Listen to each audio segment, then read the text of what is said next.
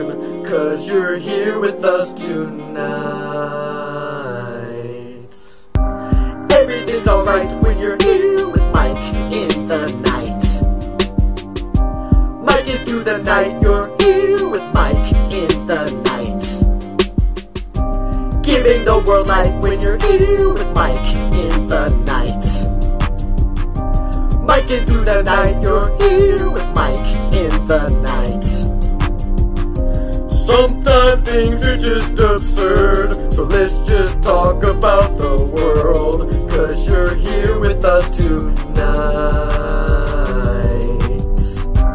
Mike it through the night, you're here with Mike in the night. Mike it through the night, you're here with Mike in the night. Let's just talk about the world. Give this page another curl. Let's give this page another curl. You're here with me tonight, and it is I, Mike in the Night. Thanks for joining me. I got the little bit of pause music in the beginning so we could get people rolling into the live stream. Again, guys, Mike in the Night. It is Saturday night, Western Seaboard time, 9 p.m. time, midnight. It is Sunday morning on the Eastern Seaboard. And someone's asking, why are there 2 live rooms? Not too sure, but I am here. You're on the right one. Owen's in the house, guys. Want to join everybody to the Mike in the Night show. I really appreciate everyone contributing to the comments and keeping this channel rolling and vibrant. So before we kick off tonight's show, I would love to thank Gemini Crew and his boys. Gemini Crew, 2-time world champ, making intro songs and stuff, royalty free for a very small fee, very fair. So click the link below if you want to get some music, custom-made music. He'll do it for you.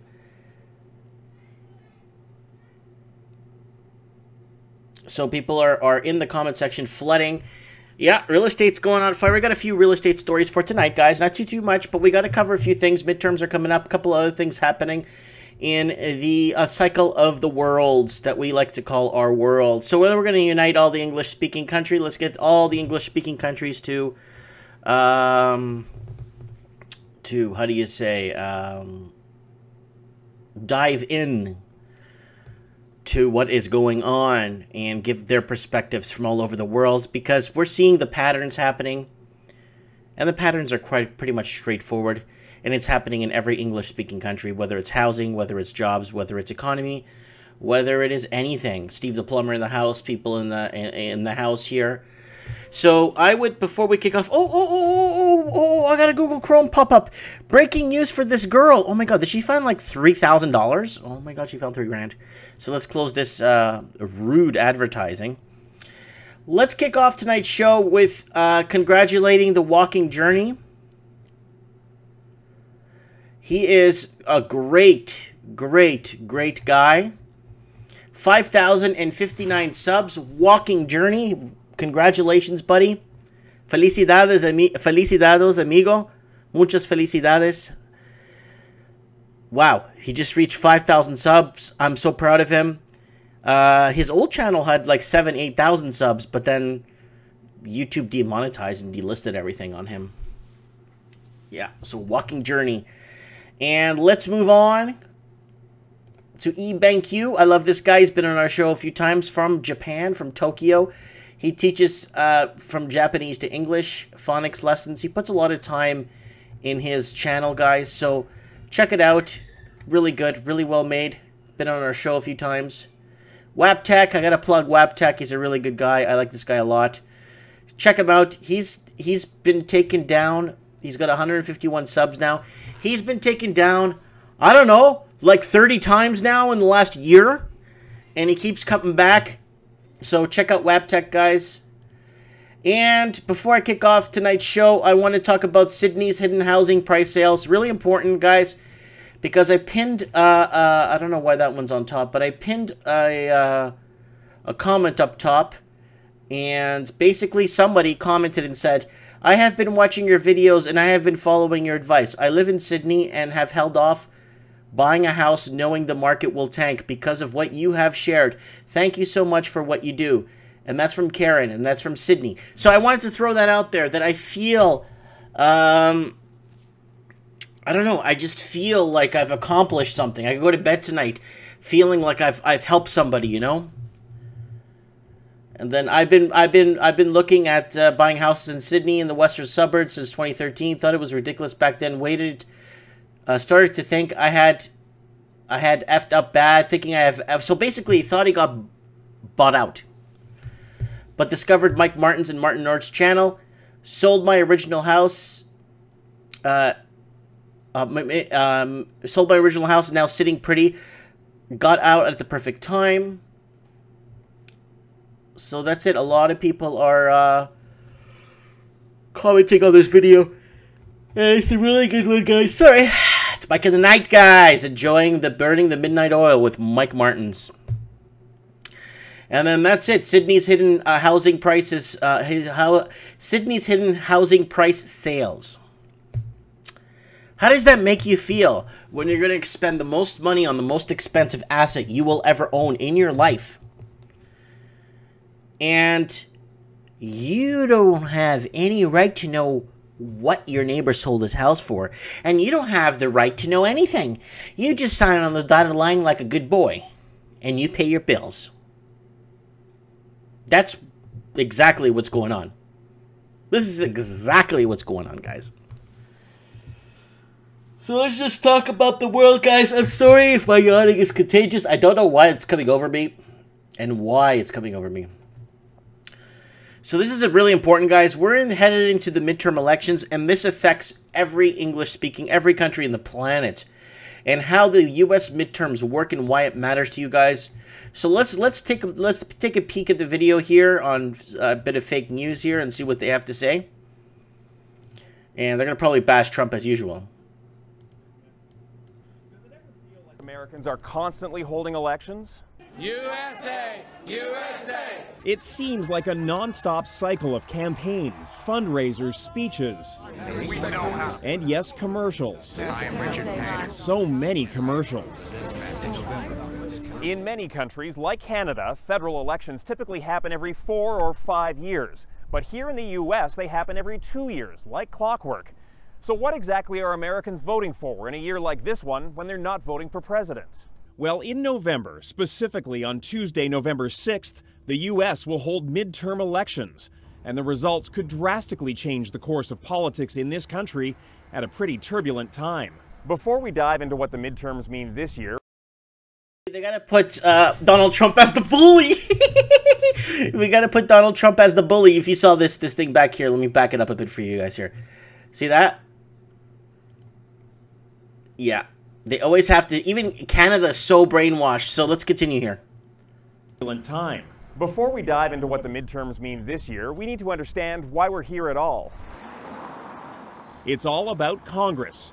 Go way back to 1787, when the framers of the Constitution decided the new United States needed a bicameral legislature.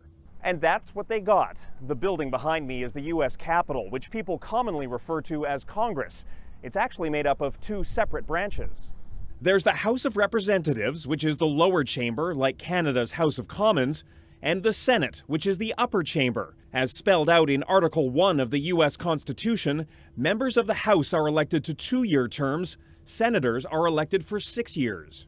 So during the midterms, all 435 seats in the House of Representatives and 35 of the 100 seats in the Senate are up for grabs. But this year, there's only one number you need to remember: 23. You see, right now, both houses of Congress are controlled by Republicans, but Democrats need to win just 23 seats to take control of the House, and that seems like a pretty realistic goal. Things are trickier for Democrats in the Senate. Right now, they're only 2 seats shy of a majority, but in November, they need to defend 26 of their current seats and then win 2 more. But if either of those things happens, it'll cause real headaches for the guy who lives right here, slowing Donald Trump's agenda to a crawl. Congress is on the ticket. And I try and tell my people that's the same thing as me. in a sense. That's the same thing. Part of the challenge for Republicans if they lose control of the House, or particularly a challenge for the president, is that Republicans in the House, and to a lesser degree the Senate, I think have treated the Trump administration kind of with kid gloves. I mean, there's a lot of investigatory power in the House, in some of the House committees. And if Democrats become the chairman of those committees, they're really going to go after the president, because they may in fact decide that they want to have an impeachment vote on the president if the Democrats have the majority. Now, predicting elections is kind of like forecasting the weather. If you look too far out into the future, it's hard to tell what's actually going to happen. So don't believe anyone who claims to know now whether Donald Trump will win another term in 2020. Like never before, we're doing the job. But look at the near term and you can make a pretty reliable prediction, which is why the pollsters feel confident that the Democrats are going to make big gains, what they're calling a blue wave.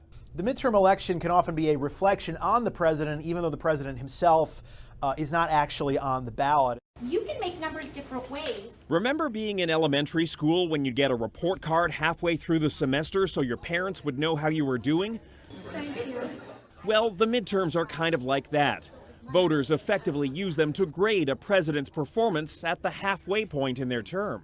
And history is rarely kind to the president's party during the midterms. The lower the president's approval rating, the more likely their party is to lose seats. Going all the way back to the American Civil War in 1862, the president's party has lost ground in 36 of the 39 midterm elections, losing an average of 33 seats. Now, Donald Trump's approval has hovered between the high 30s and low 40%, which could spell especially bad news for Republicans. Barack Obama had a 45% approval rating at this point in his first term, and when the midterms rolled around in 2020, So Barack Obama won a Nobel Peace Prize in what? In his second term, the first week of it or something, or the first week of him being president? I don't know. But yeah, no, I think Obama's approval rating was under 20% or 15%. But anyways, I'm not going to get into that. We're not going to fight with fake news, right? Because there's no point. Walking Journey in the comments. Walking Journey, buddy. I already plugged your channel right here. First one. And congratulations to 5,000 subs. And he's got his prophecy visions of dreams. So guys, check out his channels right here. And midterm elections, everything's here on his channel. 5,000 subs. Felicidades, my friend. So this is very important, guys. Midterm elections, a lot of people are yawning and like, why are you talking about this? Guys, it's important. It's crucial because it's going to affect every English-speaking country and what happens in these midterms. You know, it's crucial. So, guys, you need to treat voting like this voting, going to vote, I think in the next 2 days. I think, is it 2 days from now? Man, I'm out to lunch, but I think it's in 2 days. You need to treat it like paying rent, or you need to treat it like buying food for the day so you could eat. You need to treat it like, you know, I wouldn't say brush your teeth because I know some people that don't.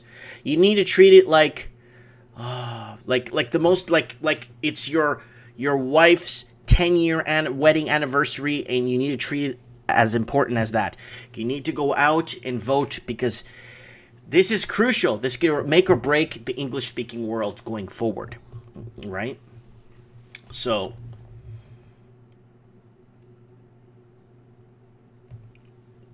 very, very important, guys, because you see how at the beginning, I don't know if you guys remember, I kept telling you guys that Donald Trump will win as presidency, and I know he will win, and blah, blah, blah. And when I made my first videos, let's go to my channel here. Let's see if we can even find that video, guys. When I made my first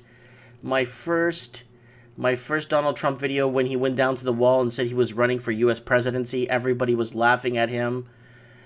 Why is it doing this? Ooh, I'm live, guys. Look at that. Let's see if it was taken down. I'm not sure. A lot of my videos back in the day were taken down. Even before Donald Trump.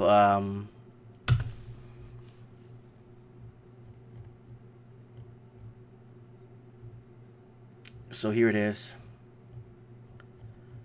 Let's go to the 2 years ago. Leave Trump alone. Oh my God. Unfriended for supporting Trump. Is Trump a sleeper patriot? Why are celebrities bashing Donald Trump? So we got... look at this. Mainstream media backfiring with Trump. Election or selection. Man, I make some pretty good videos here, guys.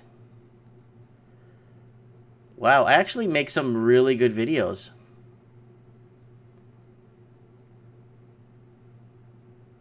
Wow. I don't know, guys, but, you know, I should become like an amateur video maker. Wow. So I'm looking here. So there are videos where I actually say that Donald Trump... let's see if there's win. Unfriended for supporting Donald Trump.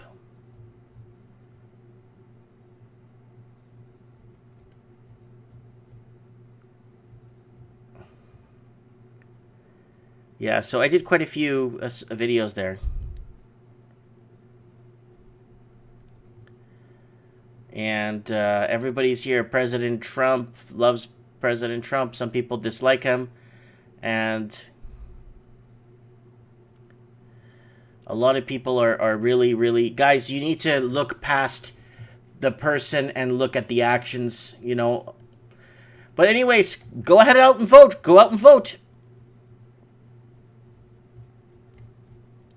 Go out and vote, guys. Go out and vote. And you vote with your voices. Trump picks cities with strong support for final midterm blitz. So, same thing. This is the same thing that happened during the midterm elections during the Reagan administration. Yep, Walking Journey is voting. This tight race for Georgia governor. And will crazy Democrats comment pay off? Yeah, the Democrats.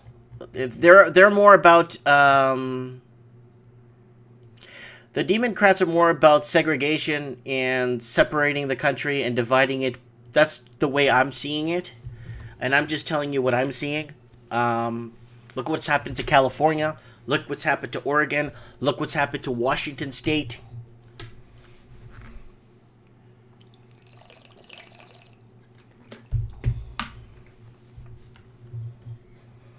Yep. So that's very important. Let's move on. So this is a really important one, and this is not really being covered by anyone. It is being covered by CNN, but nobody watches CNN. So, and it was posted 2.5 hours ago. I really need to cover this because China's middle class, this is what they're saying on the ground, okay? China's middle class saying, we're being picked like leaks by the government. So, unfortunately, only CNN is covering this story thoroughly. And the problem is no one watches CNN, so nobody knows what's happening. This is a big deal because China's economy is very, very hinged right now. You know what I'm saying? So, okay, guys, I got a report here. Breaking news from this girl. Oh my God, she got like $3 grand. Oh my God. Let's close this here. I keep getting these pop-ups. Fake dating sites popping up, and somebody left me a message and all that. I love those fake dating sites. Anyways, okay, so let's crank this up and see what the Clown News Network has to say here. And it's likely going to get worse. That's the takeaway from the latest GDP numbers from China. Growth is now at a 10-year low, levels not seen since the depths of the global financial crisis back in 2008, 2009. But China's economy is being sapped not by the trade war, as you might expect, but by Beijing's campaign to cut alarming levels of debt, currently 300% of GDP. Investment, which is a key driver of the economy and has been for years, is being slashed. The Chinese Academy of Social Sciences says that this year alone, Beijing has pulled the plug on some 2,000 projects worth about $350 billion. And now Beijing is bracing for a powerful new headwind, the trade war with the US. The tariffs already put in place came too late to hit the third quarter growth, but they will hit fourth quarter numbers. So China now faces a dilemma. Can it continue to focus on debt if exports start to slow under the weight of tariffs, or will it have to ramp up investment and head into a deeper debt problem? Well, investors are already spooked. Shanghai's composite is now down 28% since late January. That saps consumer confidence. Beijing has already begun taking steps to support the economy, but it's likely they'll need to do a whole lot more. Andrew Stevens, CNN, Hong Kong.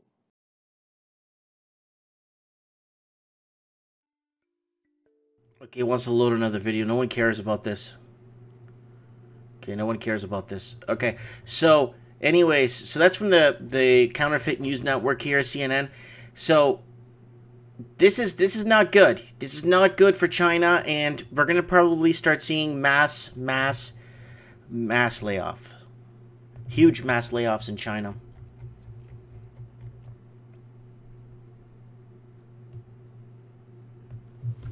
So someone's saying 88, Mark 86 say the school system here in Cali is filled with hardcore socialist teachers indoctrinating our kids. Many of them are Antifa. Oof. We covered Antifa 2 or 3 shows ago. We covered Antifa in New Zealand. We covered Antifa in Australia. We covered Antifa in the UK. And we covered Antifa in Canada and Portland and parts of the US. But yes, Antifa is a sickness that's growing and spreading through all the English-speaking world. That's why I like to kind of, how do you say it, put all the English-speaking countries under one umbrella, because we're all fighting to survive.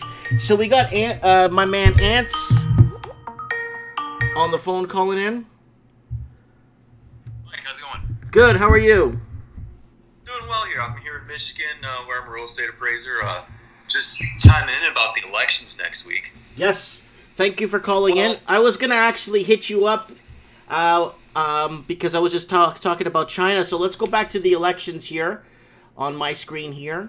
And midterms elections, I just covered the basics on how the House and the whole Parliament works and how the seating works. Because a lot of people don't understand that in Canada or Australia or some countries. They just don't get how every country has a different political system, right? So right, and even in the U.S., we don't understand it too well. Yeah. So break it down. Give us your perspective from what you see. Oh, I mean, just basically, I mean, I think we're putting a little too much emphasis on democracy. You know, your channel focuses on like the housing market and the corruption in the banking system and things like that. In the United States, that runs deep in both parties, and they're clowns. This election disgusts me. Maybe there's like fourth parties we can vote for, but that's the only place you'd find truth. Because I could see Pelosi doing late night TV, and I could see this fake posturing by Republicans about caring about the border. It's fun. I mean, nauseating to see Trump travel and hang with Ted Cruz. I mean, acting like they're united in anything besides ripping us off. And then locally here we have this Stabenow versus this guy who wants to drone every country off the planet Earth. And that's not being pro-America, that's being pro-globalist. So this whole notion of globalism versus nationalism is just a big joke, where we're being fooled into a war with Iran and ripping us off with tariffs and every form of taxes. And then relating it to just Canada, I mean, I can see the U.S. elections also not doing anything to help the enormous hole Canada's in. Probably just putting fuel onto the fire if we're more divided than ever, if half win something and half win the other. But I just think, just like in 2016, it's a loss for everyone. We have an election between a bunch of clowns and crooks and a population that doesn't know what freedom is, willingly giving up surveillance, and they love to have surveillance by Obama or Trump, whoever's in office. They love their authority. They salute the troops at every football game. And, yeah, and are completely glad to be ripped off. And it's bad news for Canada, too, that south of the border you have a clown show where we fight about immigration, and really no one provides any solutions.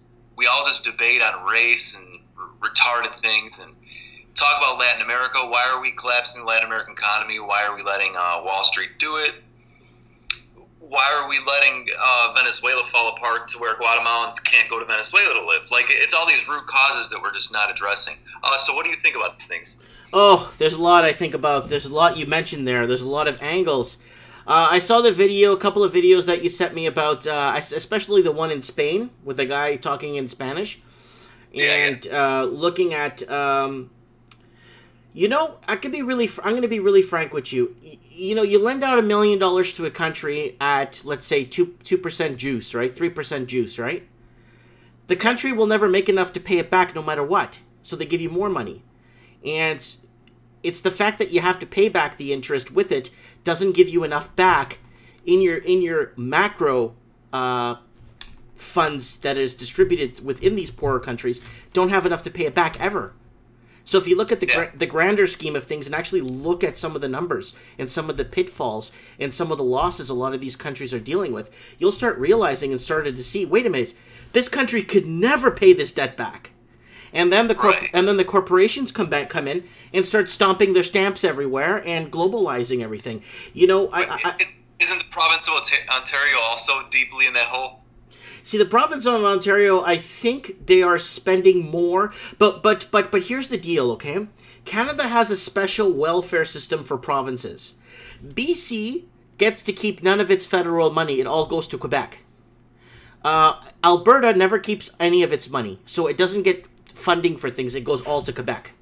And all the provinces, basically except Ontario and Quebec, are the only provinces that actually get support from other provinces to prop up their economies. But British Columbia, and then the next province over, Alberta, then the next Regina, Saskatoon, all the provinces, even Manitoba, don't really keep their money. They have to give it away. They give it, you know what I'm saying? Yeah. And that's a problem we're facing here in Canada. And if you look it up, there is quite a bit of information on that and how it works, right? And when I was in Mexico City, I talked to a lot of people, and a lot of people that are in like Parliament and the whole politics thing. They explained to me how the tax system works there. Every state in Mexico has to send X amount of tax to Mexico City, like a federal tax. And then Mexico City decides which states need it the most due to poverty. But in Canada, it's different. We send all our money to Quebec, and they just live off it and flourish and keep up their infrastructure, while the rest of the other provinces don't get nothing for it.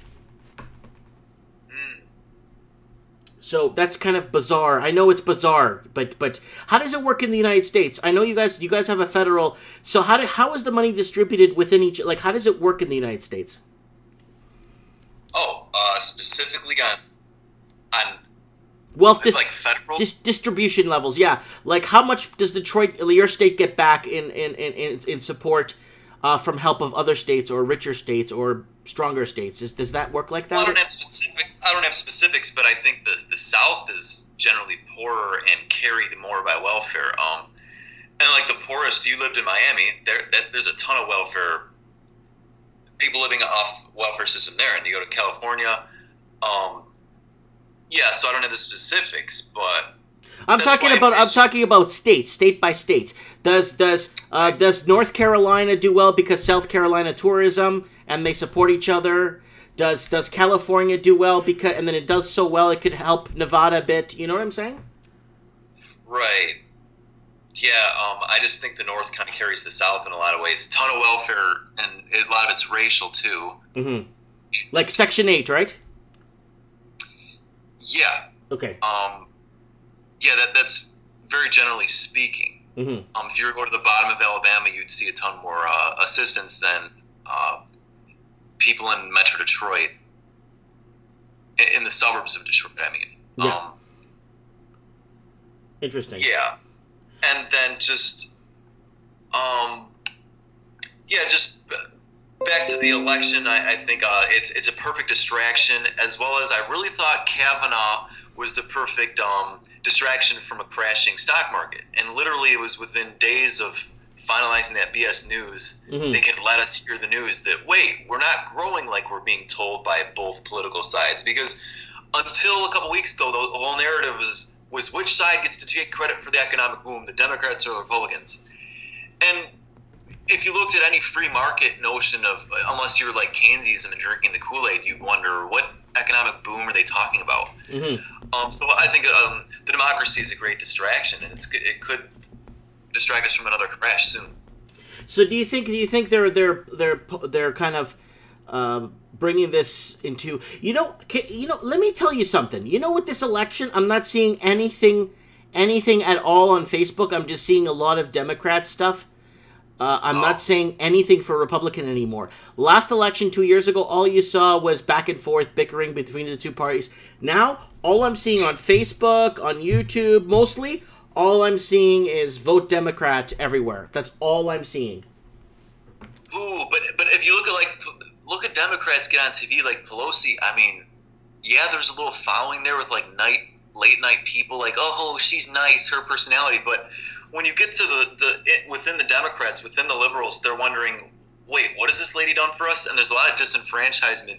Yeah, but so we'll see. Maybe it is a blue wave. It's a toss-up, but I think there's a lot of confidence being lost within the liberal side too. In their big time. They're seeing that opposing Trump is all nonsense. They oppose him on nonsense and let him get away with what they should be caring about. Like, maybe the tax cut was a little bit of a ripoff.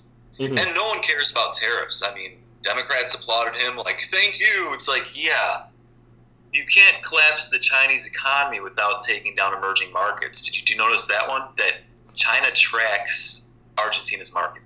Oh yeah, they track it like a 007 movie with a wiretap and a phone. They're following every little tick-tock and ready to jump in and bail them out if they have to.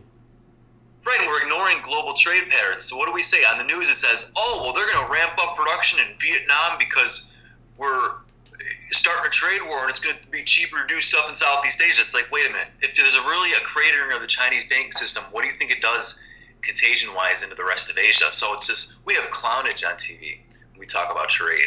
That we ignore the contagion effects. But it allows an agenda to be fulfilled. And then Apple has a surprise bad news last week saying, oh, emerging markets, we're not going to be making as much money as we thought in China and all this and that. It's like, oh, well, gee, my president told me we can start a trade war with the world and everyone would get rich. It's like, yeah, no one can trade anymore. So I just find it upsetting that this whole globalism debate is getting us to follow leaders that are leading places to ruin off of a cliff. I mean, take a trip to the Philippines. I mean, it's nice to have a guy that says he's nationalist, but can you really just sell mangoes to the world and start a fight with everyone? What do you think about that? Well, I'm going to be going to the Philippines maybe next summer for a couple of weeks, so I'm going to be taking a look. I'm going to be taking a look at the economic landscape there, and I will be hopefully my wife's father is a chief of police there in Manila, so hopefully I could meet some people, some strong-arm people there in the higher ranks. And he's also leads the, what do you call it, protection of when presidents visit in the motorcades and stuff. Oh, should you be saying this? Oh, it doesn't matter. It's only for their presidents. It's not for people visiting. It's more locals that come in, local presidents or local officials. You know what I'm saying? Like when the United States visits Philippines, they bring their own motorcade, right? So yeah, they don't trust the so there's nothing. It's nothing big. It's just he's just there sometimes, but he's retiring. So basically, hopefully I could get in and kind of see what the economic landscape is there with boots on the ground, look around, visit a couple of major cities, and build our retirement house there. You know what I mean? Oh yeah. Because I got my eye on the door, brother, and when I start seeing like I don't know if you know this, but I might have it here in my coming up in my next couple of stories that our prime minister wants all access to our banking records, and he wants all access, and they want to start taxing us on more than 15 gigabytes of internet. And this is just a totalitarian tiptoe that goes on, and then you talk about being taxed on PayPal because of tariffs. Mm-hmm. Mm-hmm. And it's just little by little, the news keeps getting tightened, and then the politics is a perfect distraction from it because the agenda's there. Yeah. Surveillance. And then, but I mean, props to you for trying to go to the Philippines and stuff, but I think for in our hemisphere, like in Latin America, I think it's been overrated to try to find yourself in a let's call it a third world country for these type of freedoms, because you see the same implementation in things, and the banks get really rough, and then they all devalue. I mean, even the Philippine peso is not that strong, so those people would rather probably have some capital in Canada. So it's tough. It's a tough call. Oh no, I got my eye on the door. So like, you know, worst case scenario, I can always rent my place out, and the income of that is way more than enough you need to live in the Philippines, right? So oh yeah, yeah, oh way more than you live. Like I want to be the king of the peasants, right? Here in Canada, I'm the king amongst kings, right? I'm just joking, but Right. But from where my wife is from, where she's from a tiny island. Way away from the major city. So there's no smog, there's no pollution, beautiful white sand beaches, untouched. Like, there's parts of that island, my wife said, that's still untouched that humans haven't gone to. Because it's a fishing island. So that's why I'm going to make a video series about it, because you got to take a bunch of, like, rafts to get to her island. So it's going to be an interesting adventure, you know what I'm saying? Right. My retirement haven, I'll have to explore a few places, but even like northern Portugal, where it gets. If you want to go Portugal, dude, maybe try the Azores, man. Well, I traveled there, but I think the cost of land is a little higher there than because there's villages in northern Portugal that like they kind of let go barren because the economy's bad or something. Mm-hmm. So I think it's cheaper up there. Mm-hmm. Oh yeah, you can pick up something in a small town, you know, that's like off the side of a mountain that nobody cares about, and you could just live your life, plug in some real good internet and like a good internet system, and you're set for life. You don't need, you know what I'm saying, to be part of the big mass anymore. You know, you could be off on your little, what you might call it, island or your little town, and you could live a life of peace, you know? But the Azores, yeah, that's like beautiful. I see, we're not Portuguese, but I told my mom I wanted to show her the place, so that's what I did. And falei com os portugueses. Yeah. Como tradutor. Because they don't speak English that much. Well, kind of. Well, but you gotta remember, English means nothing outside of the English-speaking world. Okay, that's what I keep telling people. You go to Brazil. When I went to Brazil, I've been to Brazil 14 times. Everybody speaks Portuguese. Everywhere. Oh yeah. Like nobody I've been cares. there twice. Well, English is good for me and you to talk, and maybe people in Australia and people in the UK. Okay.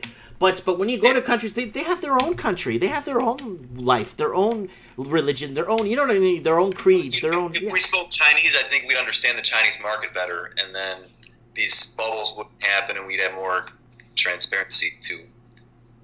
Did I tell you what I did with the Chinese market? What'd you do there? When the Chinese market opened up to the world, like, for everyone to invest... Yeah. I went and bought a pile of stocks for like penny stocks and dollar stocks, piles. Wow. And I just leave them alone, and then they were calling it the lottery, and I didn't even know what I bought. And a lot of the like 60-cent stocks went to $14 and I just sold it like 2 years ago, just before Trump went into power. I sold all my Chinese stocks. Wow. So hopefully that opportunity comes up again. You had that guy on from Sydney before. I hope he makes an appearance on your show. Oh, Andrew. I talked to Andrew a lot. I know who you're talking about. I'm talking about Andrew. He's starting up his own channel. He ordered in a microphone. He's doing some, some things, you know what I'm saying?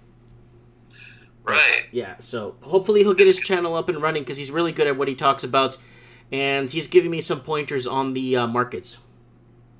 Great. Yeah, I'd like to see more of that, because, I mean, I think after the big short comes some really cheap bargains. If he says Argentina's going to default, okay, let's buy it when it's discounted 90% from where it is today, or this and that. Yeah, if you buy it when it's at the lowest and see if there's any volatility or if there's some jump start in the market, right? Yeah. Yeah. But I guess I'll give it off to another caller, but I just wanted to, have a political rant on how it's all about the almighty dollar. Yeah. And of course, that's what it's all about, the petrodollar. You know, the dollar lost, 97% of its intrinsic value? It's completely worthless. It's completely worthless. It might gain value in the next, in this medium term, though. You think so? Absolutely, because the dollar gets strong in these cycles. And the cycle we're entering in, which you can ask the guy in Sydney about this one, when you see defaults, a wave of defaults in emerging markets, that causes dollar strength. Yeah. Yeah. And it doesn't go on forever, but it lasts months at least. And then that's why the dollar has gotten really strong. Have you noticed in the past few weeks? Of course I have. I've been watching the Australian dollar crashing and every other currency crashing to the US dollar. It's not that the emerging markets are crashing, it's the American dollar is just getting stronger. Well, emerging markets are crashing. Yeah. And Spain is crashing, and Italy. Yeah, especially Italy. Italy's in a lot of trouble right now, so we'll keep an eye on there. Anyways, buddy, thanks for the call. I appreciate your support, and yeah, have yourself a good night, and I'll continue with some of these articles here. Yep. Good night. Talk to you soon. Thanks for having me on. Okay. So there's a gentleman out in downtown Detroit who is taking care of business down there with his finger on the pulse here with Mike of the Night, calling in and giving us a little bit of insight on what is happening. Okay, here's a lot of people in the comment section.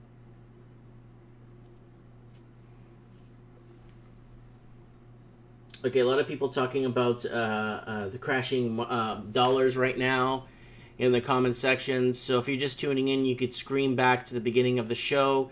So China's middle class were being picked by like leaks by the government. So that's why a lot of Chinese want to get their wealth offshore and get into another park their wealth in an English-speaking country, a democracy country, and that's how and why we're paying so much for real estate right now. China is committing ethnic cleansing in Xinjiang. It's time for the world to stand up. So ethnic cleansing in China. So guys, not a lot of places are covering this. This is by The Guardian, so this is fake news. So you got to believe it when it comes to, you know, putting up some of this stuff. So it's not like it's the fake news, broadcasting fake news. It's the fake news. That's, yeah, I'm not going to get into that. But.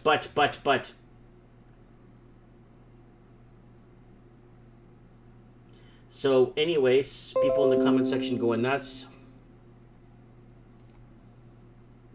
Beijing needs to be held to account on Tuesday at a UN meeting provides other nations with that chance. So what is happening? What is happening with this ethnic cleansing in Xinjiang province? I gotta get Evan, our truth expert, on the phone.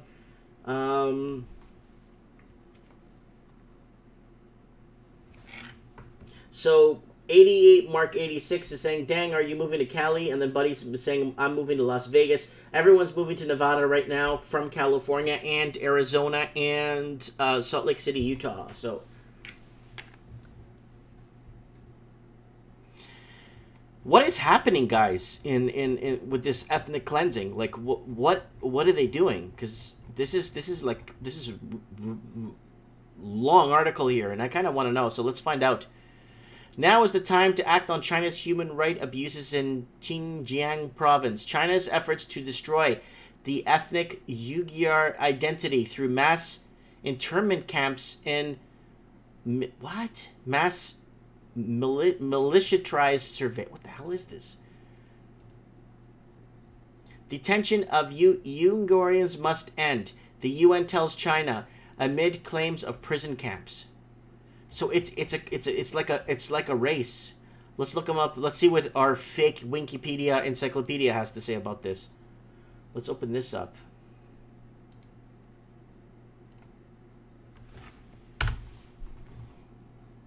Okay. So this is all new to me, guys, because I don't know much about okay, what's happening in China when it comes to these kind of things. So regions of significant population, they're called UYGH, or Uyghur. And there's 11 million of them in China and 15 million in the Xinjiang province. They're in Kazakhstan, but there's small numbers in those countries. Saudi Arabia, 50,000. There's 1,500 in Canada, Japan, a little bit in Ukraine. Standard romanciation in the Chinese, GB through the left, the Turkic ethnic group who live in East and Central Asia. Today, the Uyghurs are primarily in the Xinjiang Uyghur Autonomous Region. Okay, there they are. See, they're in northwest China, in this autonomous region in northwest China of the People's Republic of China, where there are only 55 official recognized ethnic majorities. Uyghurs primarily practice Islam, like many populations in Central Eurasia. They genetically related both to Caucasian and East Asian populations. Okay, so it's another culture, or a different culture that should have its own country, right? But it's forced to be part of China. So now they're creating prison camps. So why would countries allow people to immigrate to their country, for example, where their country does this kind of stuff? You know what I'm trying to say? Why would people let people that are involved in this kind of stuff come immigrate into other countries and putting people into camps? Like, I don't understand. Because I don't want to get too political here. Don't want to get too political here. Don't want to go too crazy. So let's go back here. We're gonna get Evan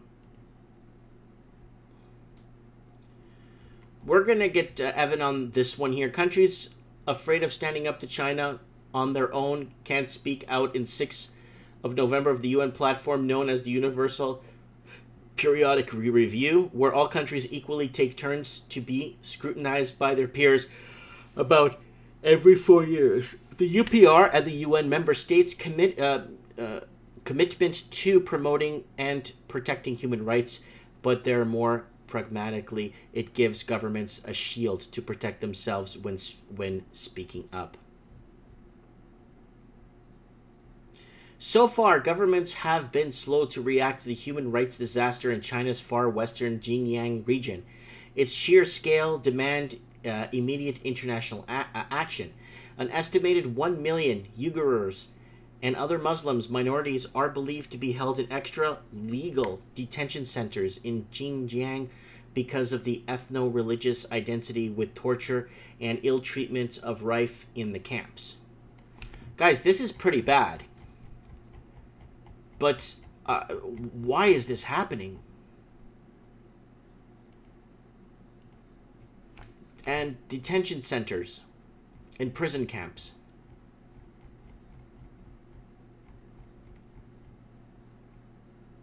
This is pretty bad.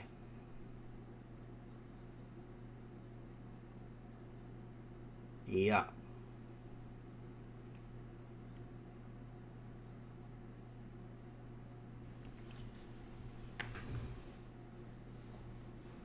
This is pretty bad. Guys, I know I'm saying the same word 14 times. This is not good. They have internment camps for these people. Detention.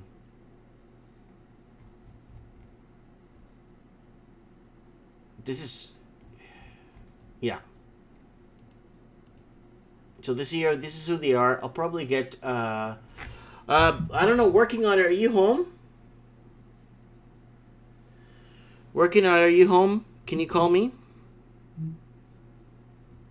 I kind of want to know. I kind of want to know what's happening in Alberta, because apparently a lot of jobs are being lost, and Alberta's getting hit the hardest. All right, let's move on to 21st round of okay, guys, no one's covering this. This is a big deal. This is actually a bigger deal than the South China Sea. There's a lot of tensions between China and the India border. Big tensions. You guys have no idea. This could spark... There's a corridor between China and India. And they're fighting over this land right now. Or not fighting, but they've already had a war in the 60s over this dispute. This could be a big deal because India is no laughing matter. India's got a big superpower of India, I think 18 to 20% of its wealth or income, or its emerging economy, goes into its military infrastructure, right? A lot of India's wealth goes into military, right? So, working on it is home. She's going to give me a call right now to let us know what is happening in the oil-rich province of Alberta, Canada. and it's going to affect pretty much our country from coast to coast.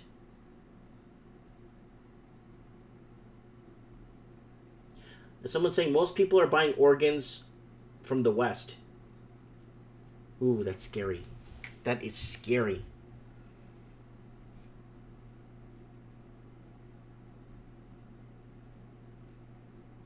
Yeah, someone, a Mysterious Blue, is saying the same thing. They're taking organs and selling them on the black market. Someone's saying, Mike, check your messenger real quickly. I don't have my Facebook open here. I will check it in a bit. I promise. I promise. I promise. So I need to know. So this is the Indo-Sidhu, what's it called? Border. There's a name for it. Indo-China. The India-China border dispute covers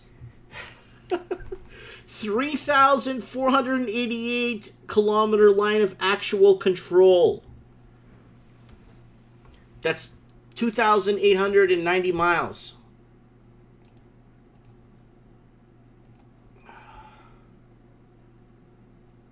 Line of actual control. Guys, a lot of places aren't covering this, but it's like the Great Wall of China, but it's a lot worse than the Great Wall of China.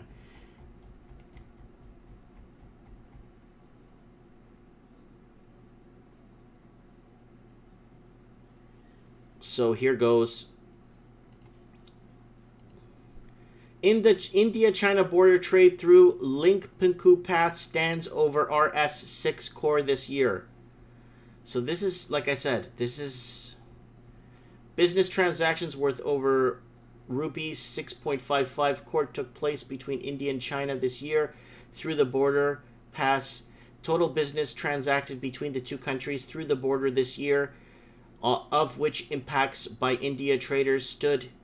It's giving you basically how important the trade is between these two countries, but yet they want to stand off against each other and be standoffish.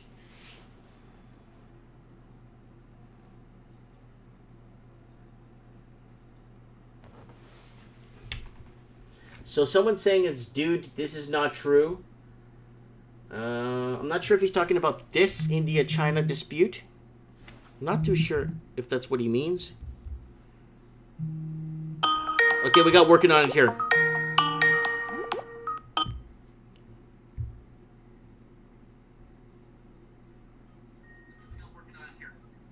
All right, lower your volume. Lower my volume? Okay. Yeah, please. All right, is that good? Yep, perfect, perfect. I can hear you perfectly now. And awesome. How are you? I'm doing fine. How are things in Alberta? Well, they are still pretty bad, except that I got a job. That's good. What do you do now? I got a job as janitor, which I was a janitor for a while, but at an oil camp in Conklin. Okay. So the pay is good, I guess, up there in those camps, right? No, the pay has been reduced significantly. Just a year ago, this job at this camp was $25 an hour. Now it's $18.75. Oh my God! Then federal, provincial tax, CPP, IUI, good luck tax, and let's rip you off tax. What do you take home? $10 an hour? In 2 weeks, I just got home. So in 2 weeks, for 14 days straight, which is 12-hour shifts, I took home $2,800. Okay, that's not too bad, but you're working to the bone. Yeah, I work 12 hours a day, 14 days straight. And I'm actually missing $100 or so, a few hours. But here's the thing. A lot of this is what's going on in the camp and probably a lot of other jobs. The payroll people are actually taking hours off your paycheck, and they're expecting people not to notice, but we noticed it. And before I left the camp on the 29th, I said, I'm missing a few hours, training hours, and I think maybe 6 hours that they skimmed off my check. Mm-hmm. And a lot of other people, actually, we're a staff of 30 janitors, and we all noticed we're missing money. And the ones who have been there longer have said it's been going on for quite some time. And, yeah, so I guess payroll people are thinking janitors don't check their check. and a lot of us started checking it. It's like, oh yeah, we worked 168 hours and we only got paid for 162 hours. Like I said, the good luck. Remember what I said? Your federal provincial tax, your good luck tax. That's all that. That's what I mean, right? So, yeah, you never make what you get paid ever. It's no, they're skimming hours off the check. Yeah. It's not because of the tax. They're skimming hours off the check. We worked those hours. They put 161 hours. You worked 168 hours. And guess what? There's 3 guys on my staff who can barely speak English, can barely understand English. They speak mostly Somalian. They got paid 168 hours straight time. So no overtime. Wow. Yeah, and they've been doing this for 2 cycles with those guys, right? 2 rotations, which means 2 weeks on, 1 week off, and then 1 week they work. And they've been doing this for a while.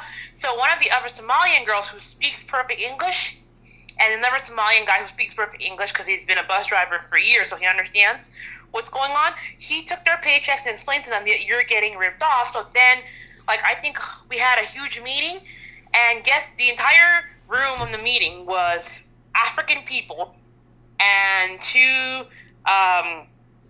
supervisors and 1 president of the company explaining to them what's going on. And it's like it's kind of weird that they choose to rip off the people who couldn't speak English the most. Well, you will usually blame the person that doesn't speak English at work when something goes wrong. Exactly. But they all work the same hours, and they choose to rip them off the most. And here's the thing. I know a little bit about this. What am I saying? I used not to speak up when I would get ripped off of my check. I would just move on and say nothing. But I met friends who are native, and for some reason they seem to speak out the most. So the lady says, if this happens, if they screw around with you again, you call the labor board and you do the anonymous complaint, and they'll get back to you within 2 weeks. And I've done it before. The last job I worked, and they got back to me in 2 weeks, and they got me my money. But I had already quit the job. So what you got to do is you got to complain anonymously. Either way, wages have gone down significantly even in the oil sands. So I work with a few housekeepers and janitors who got laid off from their other company because I guess it was a union company, and so they got kicked out. And when the unions had a disagreement, and now they went from $27 an hour as a housekeeper and janitor all the way down to where I am, $18.75 with this company. $18.75. Okay, so wages are slashed, and they're not paying you your full hours that you actually physically work. Yes. And they here's the thing. They had an interview, the meeting with all of us, on the safety meeting. It was just like, oh, we're sorry, this is unacceptable, we're going to get it fixed. And I know that they're doing this on purpose. Not because those guys who didn't speak English, they shut their mouths for 2 months until we got to them and said, you guys are going to make the complaint. We don't care if you like it or not. But we had a Somalian person to explain it to them. Okay. So they made the anonymous complaint. So they're going to get their money, and there's going to be some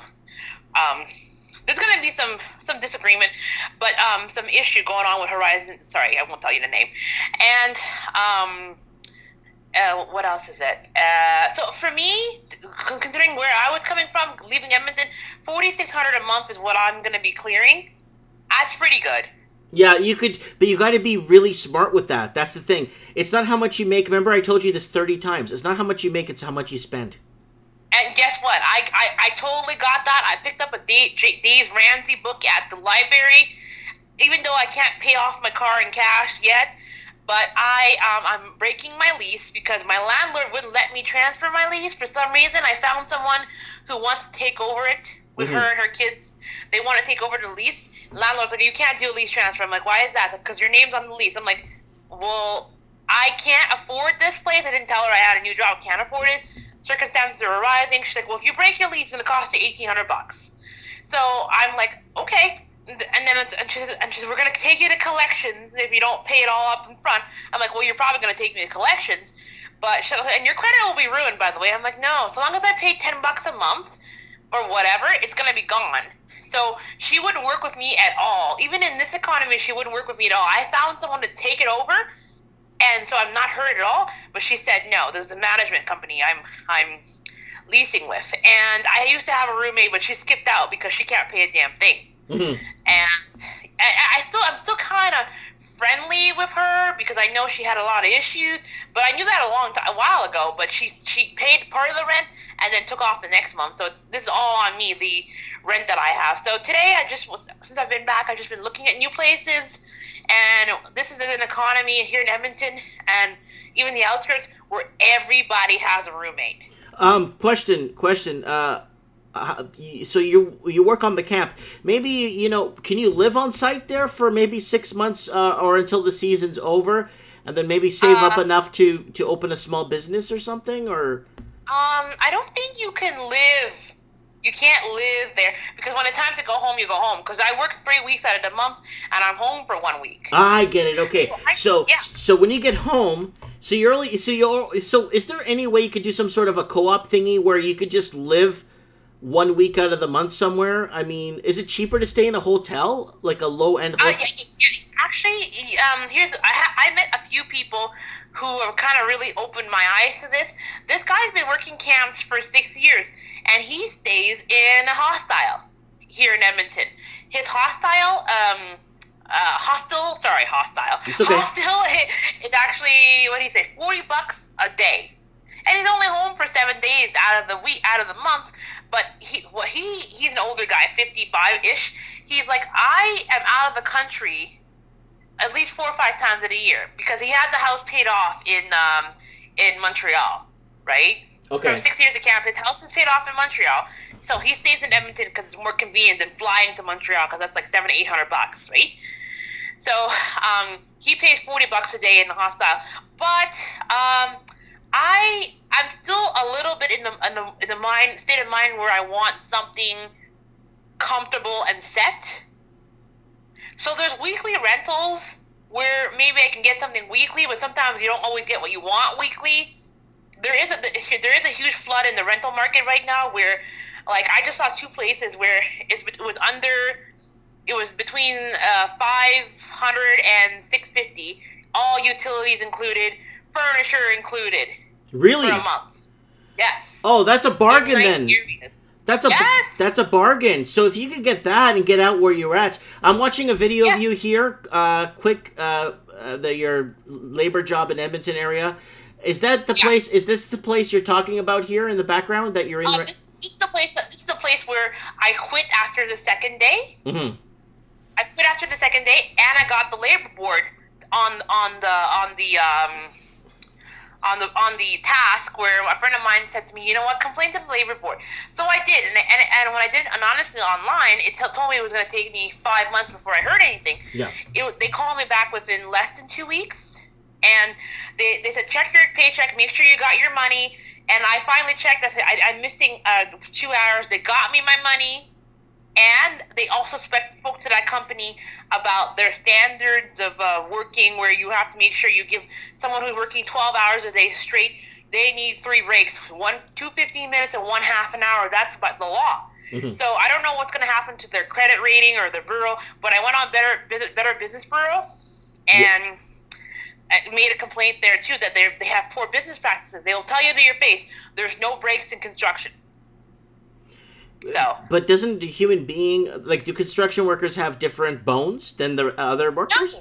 No, they're just screwing with you because they have never been caught. Yeah, they've never been screwed around with. Now they've been caught. I didn't put their name out there, but if I did, it doesn't really matter. I have a tiny channel, and like I don't know, I have 18 subscribers. So if I kept vlogging every day, I'm pretty sure I'd get like a lot of subscribers because I have lots of things to say about Alberta and jobs and the way they treat people of color in certain areas, mm-hmm, right? Because I can relate to your marriage story, but not in Edmonton, because Edmonton is so chill.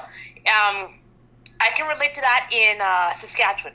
Most of Saskatchewan, like I don't know, I want to say most, but small town, even larger cities, which is they call that like 100,000 people, still are not used to seeing people of color. They're not used to talking to you appropriately. Like in the small town in Saskatchewan where I was working, the people who are not old and young, just random people would come up to you, grab you by the arm, and ask you where you're born and raised. I said, can I help you? I was in the grocery store buying like a PC chicken and vegetables. She's like, where are you born and raised, and where did you get that card? I'm like, what do you mean? Who are you? What do you want? She's like, I just want to know how long you're going to be here. I'm like, I'm just checking out. And you know that they kind of don't know how to talk to you because for whatever reason they imagine a black person and it wasn't exactly me. And I don't know, like, but sometimes people are ignorant. A lot of people are just ignorant, and sometimes they're prejudiced along with it, and sometimes they're just downright racist because they hate you because of your color. And it's not because it's not because they would say, it's because we're talking to you like this because we're not from here. I'm like, well, I'm not from your town. No, it's like, well, you're not from the country. I'm like, no, you don't know the entire country. You know what I mean? So people are mostly ignorant. So if you don't have the same skin color, the same mother, the same cousin, it's like, I'm not like an inbred person. I'm from this country. I don't want to be harassed. Get away from me. I've actually had police involved with some of my encounters with people at the grocery store, and the police, since they know them really well, they're like, you're African, you're new here, we just want to try to say hi to you. It's like, hey, you know what? I'm black, I'm Canadian, I still want to buy my groceries in peace. Can you get them away from me? Police officers just laugh at me because, they're used to not doing anything in small towns. Yeah, exactly. Right? I know that here. I know the same thing here. Same thing. Yeah. Yes. And they're like, you're African, I don't know how long you're going to be here. It's like telling me that I'm African, I should feel welcome to be in Canada. When I'm born and raised in Montreal, I speak both languages. Like, I can have the RCMP job if I wanted to. And I wouldn't be that stupid to talk to someone like that. Like, I can give you my ID, but can they produce their ID? How do I know they're not from the country? Like, why are you harassing me? That's the point. Like, finally, they're like, the RCMP started to get to know my name, my full name. They know my dad and whatever. They're like, okay, you guys are new here. This is how we try to say hi to people. And I'm like, okay, so you harass people and assault them, throw rocks at the car. The only place I've been shot at, believe it or not, wasn't New York, wasn't Oklahoma City, wasn't Houston or Dallas. It was in Saskatchewan, small town Saskatchewan, where I've been shot at. Yeah, well, first time I actually saw physical, like, lots of violence was when I moved to Vancouver. I lived in Miami for 5 years. I never seen a gun. I never seen, like people, like you see, like, they try to make this whole segregation and stuff. But everybody gets along. All the neighbors get along. Everybody's with each other. Believe it or not, a lot of Canadians watching this will have a tough time, like, or people that understanding. Because they watch so much. It's because they watch so much fake news, right? So they think. So no, there's more violence in Edmonton right now because of the poverty rate than ever. But I can really feel for your situation, especially starting a business, because my father is a registered nurse in a small town where they hate black people. They say they don't get along with newcomers. No, it's your skin color, and they'll let you know that to your face. It's like, why are you still so dark? It's like, what the? Sorry. Yeah. It's like to your face at church, and I'm like, I don't know why my father still goes to this church. They'll say to your face, why are you so dark, and why is your palm so light? You're in church. You're having a service. Who are you? I can't remember the lady's name. She'll know me from a mile away. She's like, why? I was like, how did you lose weight? She's just so intrusive. Like, she'll talk to you like you're not human because you're not white. And if you're not from the town, they don't like you. And I'm like, you know what? I'll never be from the town. I can have kids here with your husband. I'll still never be from the town. Like, I'm not inbred, I'm not stupid, I'm not ignorant, I have potential, I'm human, I'm kind, I'm good to your children and you still will grab my fro and pull it. They grab my, like, how, of course, Afro hair is different than whatever hair, not that it matters. I had my fro out, and they'd just come grab the hair and just touch it, feel it. It's like, can you not sexually assault me? Please? Yeah. So I just wanted to feel your hair. I would never come to you and just try to feel your hair. Come on, you wouldn't rub my bald head?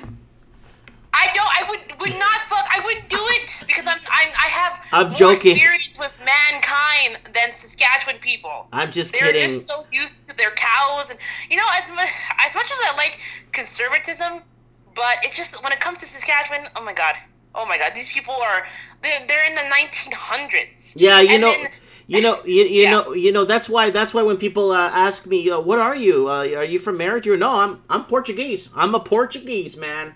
I'm a navigator. I am a colonialist. I'm an expander. I'm an expansionist. I'm Portuguese.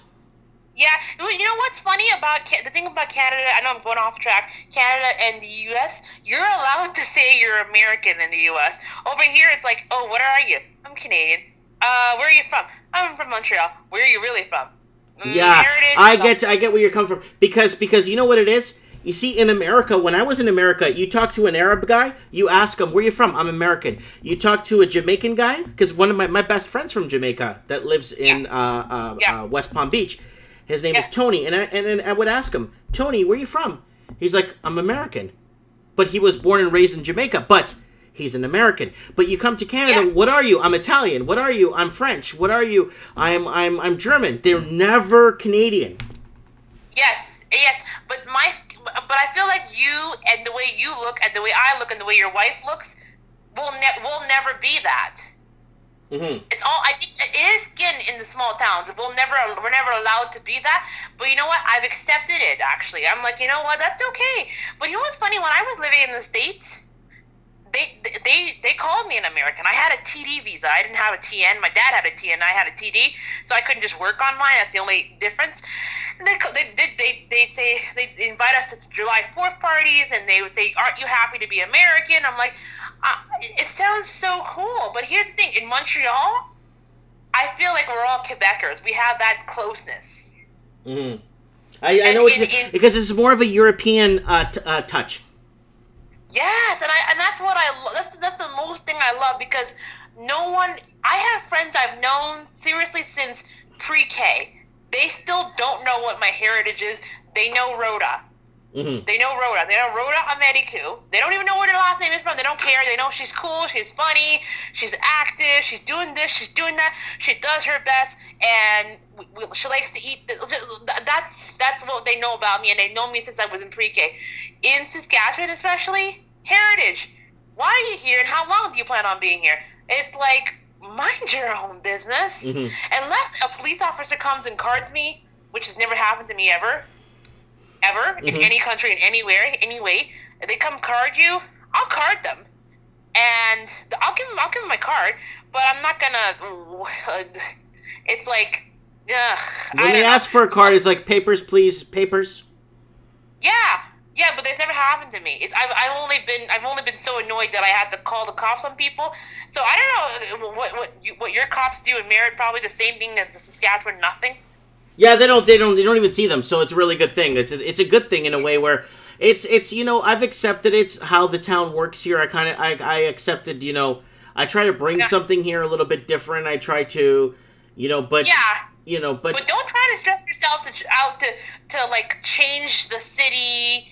No. I'm only working for 3 or 4 days a week now. I focus on family, spend time with family. I closed at 3 today. I'm closed till Tuesday. I don't care. I go with the family, do stuff, and I sell my stuff online. That's the best way to go. Don't even try to integrate with them. Nope, I'm Portuguese. That's right, Portuguese. Yes. I'm a citizen, and my kids, when we go to actually, never mind. When we go to we'll go to the Portuguese consulate in Ontario. If we go to Toronto in the summer, I'm going to get them their citizenship at the Portuguese consulate, so they have dual citizen. So if they decide they want to live in Europe or in North America, yeah. Okay, here's another thing I wanted to tell you, because you said you wanted your son. Well, by the time your stepson becomes a plumber, the economy would be better because Trudeau would be gone. I work with so many plumbers and pipe fitters as a laborer and as a safety watch. It's not even funny, because we have an excess of plumbers and pipe fitters all across the board in Canada right now.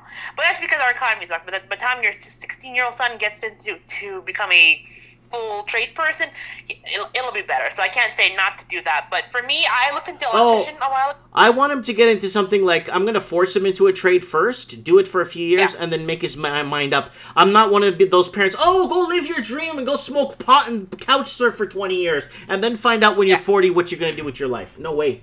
Yeah. And so my parents are kind of like you, but they push me towards diploma in finance, whatever.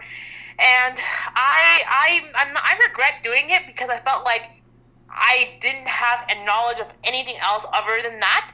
Now I'm learning more and more about trades. So fast forward, I've also actually applied for Class 1 training here in Edmonton, and it's free for women. So yay. And I went to the interview because it's a women's training center. They want to know that I know enough about the job, and I know enough about what I'll be doing in that job, and so that they don't waste their money training me. And I decide that I can't work weekends because I want to have kids, because I don't have kids. So so I went to the interview, and they told me that I might be better off taking the Class 3, which is, if anyone's listening from the US, that's a CDLB. So it's like a small vac truck, hydro truck. So they're not sure which placement they're going to put me in, but I really want to do the heavy equipment operator job. And so you want a real job. You want a real job. You want something that requires, that basically, something that keeps you on your feet, and something that has a bit of risk, also that takes a lot of responsibility, right? Yes, I want a legitimate, I want to get out of this janitorial thing. I spent too long cleaning houses. I looked at myself, I spent too long cleaning houses. I'm not going to beat myself up for it. I used to. Now I'm like, you know what? The past is the past. People had to do what they had to do. And now my eyes are open to something else. So now I'm looking at job listings that I've never thought of searching ever before. I've never thought of searching about Class 1 long-haul driver, heavy hauler, drivers. And apparently, after talking to so many of my friends who are tradesmen, I'm like, oh, they're always hiring rock truck drivers, and they prefer women because you guys don't show up high, and you're gentle, and you always ask questions. I'm like, well, that's me. Yeah, that's it. Yeah, that's yeah. Walking Journey's taking his training and stuff too. If you've been watching his channel, he reached 5,000 subscribers. Yes, he's a CDL A driver, so he can drive anything from the 18-wheelers and below. And so the funny thing I don't know why he's in that job. Oh, you know what? I know what it is. It's because he can't drive long haul because he has kids and he wants to be around them a little bit more than. Because I was looking at Houston jobs for CDL drivers. There's a lot of them that don't require doing any heavy lifting. Like a lot of the drivers that I even follow on YouTube, who are in the Texas and Houston areas, don't do any lifting. So it's kind of weird that he got that one that's very laborious, because I don't see why you have to do so much physical labor to prove yourself good enough to drive. Because all the other jobs that I looked at in Houston, I've even called the people up and told them my story, and they're like, well, this driving job requires you to drive. There's no getting up and doing anything. Yeah, that's good, because it's point A to point B, right? Just like, what do you call it? A Smokey and the Bandit, point A to point B. Yeah, so that's the entire thing. So I don't know, maybe it's the area, because he's not in Houston, he's a little outside of Houston. So I feel bad that he has to do labor to drive. You have the license, go drive. But I think it's something to do with the long haul thing. He says he didn't want to do long haul, but the ones I was looking at were home every day or every weekend. And I called the companies up myself. I forgot to send the links to Anthony. I should probably do that today. And they said, no, you're not touching any goods. Oh. Like, even here, a lot of drivers, actually the drivers in town, here in Edmonton, you do have to get out and lift the stuff and move it out, right? Mm-hmm. But the ones I was talking to in Houston, you sit down. There's no touching any goods. Your job is to drive. We unload and unload our goods. That's it. Especially if it's delicate equipment or frozen stuff. You don't want to get mixed up and screwing something up, and then you're shafted, right? Yeah, anything it is. But I think that maybe it's because if he's working in town, that could be it. Because the ones I were looking at was you're home every weekend. That's probably it. So I don't know what it is, but I know they're hiring truck drivers like crazy in the oil field. Mm-hmm. But again, those are people who are home every 4 weeks for 2 weeks. I get it. There's one girl I was following on YouTube. She's clearing $1,800 a week, and she's in the Houston area, but she's delivering the oil, heavy hauling in the oil. Yeah, that's a good industry to be in. Yeah, and I would totally do that. I almost want to marry an American to get my green card, but I know my father has his green card. He's like, hold on, because he has to go there and move there for a year before he can apply for any one of his family. Yeah. He just got a green card here in Saskatchewan because we lived there for many years. He lived there for about 11, 12 years. So, and he just got his, and he paid for his. He had to pay and wait. Yeah. Like, sucks. Okay, so but I'm gonna share with you a little bit of worldly experience and everyone that's listening and watching. If you want to be free, okay, if you really want to be free and you want to set your soul free and you want to be free, you have to give up the whole English Anglo-American empire thing. English Anglo-American,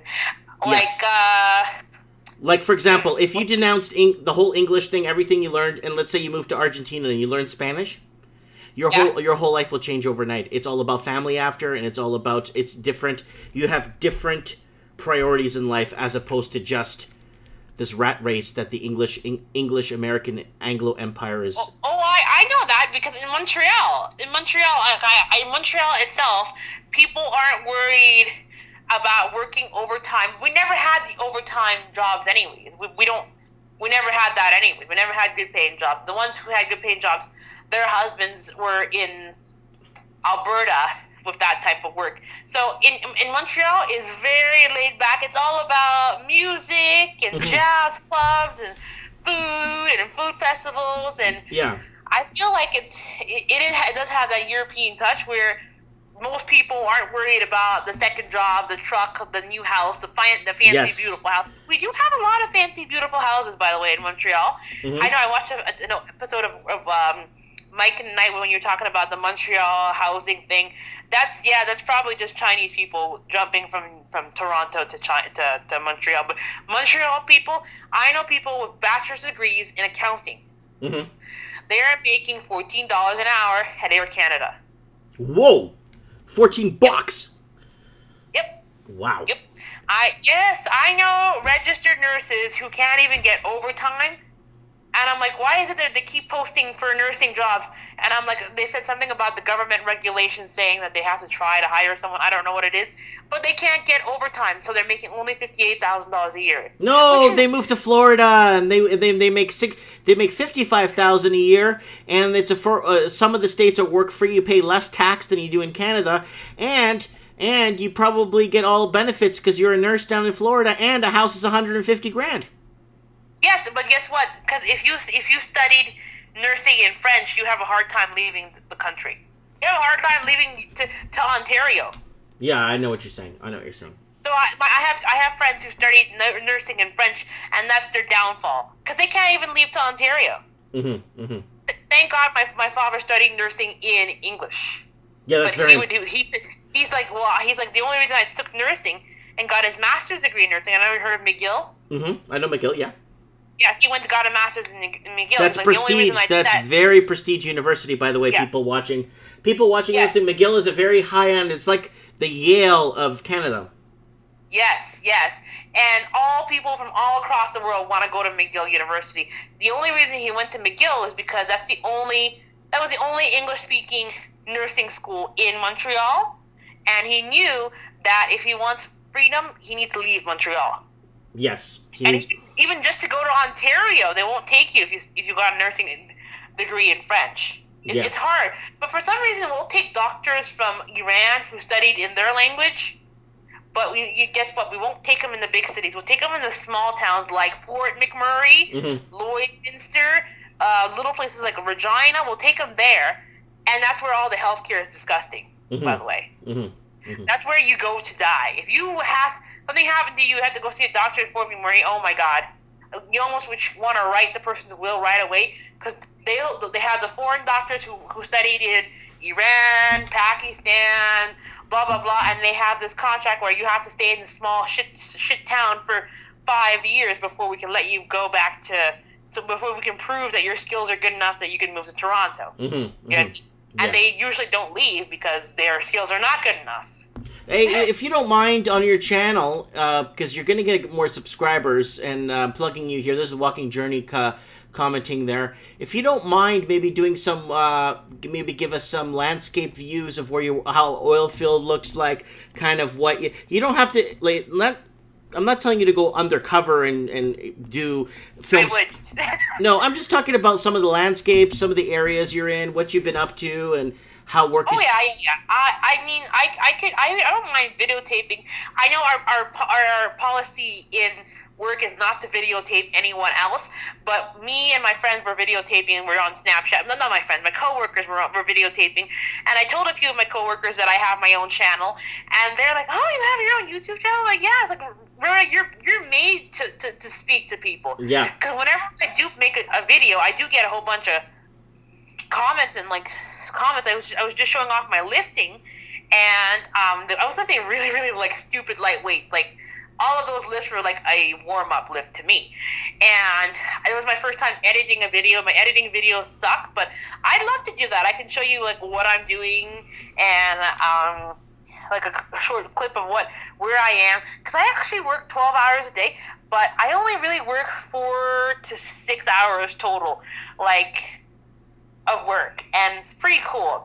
So I'm moving in the next few days because I have to leave town on 12. Leave town on the 12th, so I'm going to be packed up and gone. I'm going to make sure my place is nice and clean, and I should just try to do more videos. And yeah, there's actually about the Edmonton job market. You know, a lot of us keep talking about the pipeline. It's kind of like we talk about it like it's a fairy tale. Mm-hmm. And I feel like it is, because I talk to older engineers. I know a lot of older engineers who are now safety people because no one wants to hire, because again, employers are ageist. So if you have an older engineer over 50 who has a degree in engineering, has been a consultant for over 30 years, and is used to making $500,000 a year, you sometimes don't want to hire him as a safety person because he's going to know more than you. Yeah. And so now he's stuck on jobs that pay exactly what I make, $18.75, $19. Yeah. Yeah, so if you want to be an engineer, a doctor, or whatever you want to be, I mean, there's no point. What's the point if you're going to be enslaved? Yeah. You'll see, doctors are the only, okay, medical people, the exception is for the low, very, very low-end medical people, the ones who just want to call themselves medical people. Mm-hmm. Those are the ones who don't do well. Medical receptionists, unit clerks, things like that, they do horribly. They don't have much work. The ones who are LPNs, they have work. Radiologists, tech, RNs, nurses, those are the ones who have work. The medical receptionist people, the unit clerk, the orderlies, those don't really have much of anything. So, but for engineers, everybody wants to be an engineer. I don't know if you've heard of NATE. NATE is a school here in Edmonton. You probably haven't heard it, but they produce a lot of engineers. Oh. And most of them aren't working. Yeah, you know what it is? The thing is, like my engineer friend from Australia, when he came to Vancouver and said, I thought when I moved to Canada from Australia, I'd be happy, but I'm not. And I told him, you have to denounce the Anglo-English-American Empire. So he got a job, what he did as an engineer in Brazil. And yeah, and he learned. Now he says, he even messaged me on Facebook, I don't even speak English anymore, Mike. He married a Brazilian woman and he has 3 kids. Holy hell! Yeah, and he's living a Portuguese god and have maybe 2 kids. Yeah, but you see, but do you get where I'm going here? Yeah. So he got a job as an engineer in Brazil, and he needed a translator. They had translators there to start. After a couple of years, you're settled in. You're just with everybody else, and you want to be with everybody else because you want to know what's going on, right? Yeah.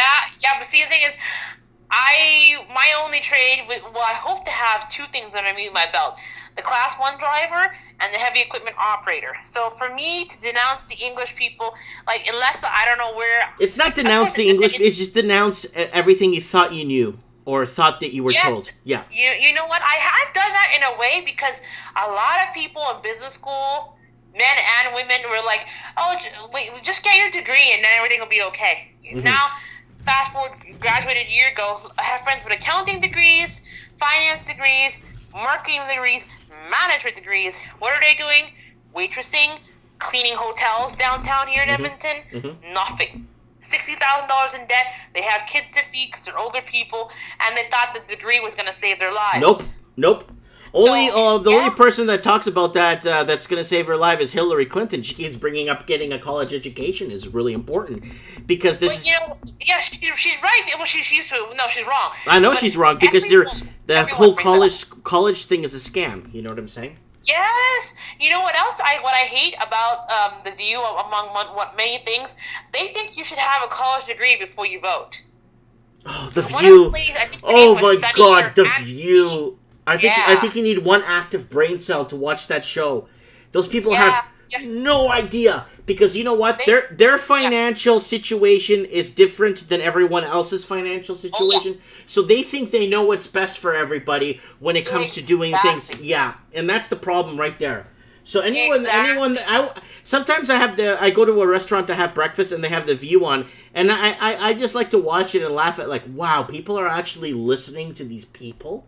Yeah, they think if you don't have a qualification, you shouldn't be able to vote because all the Trump supporter voters are uneducated. So anybody who has a degree knows that Hillary's better because Hillary wants to shut down mines and like.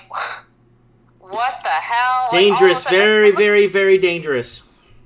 And then you look at people in Canada or Alberta who think that Hillary was better. It's like, and you live in Alberta. You think that's better.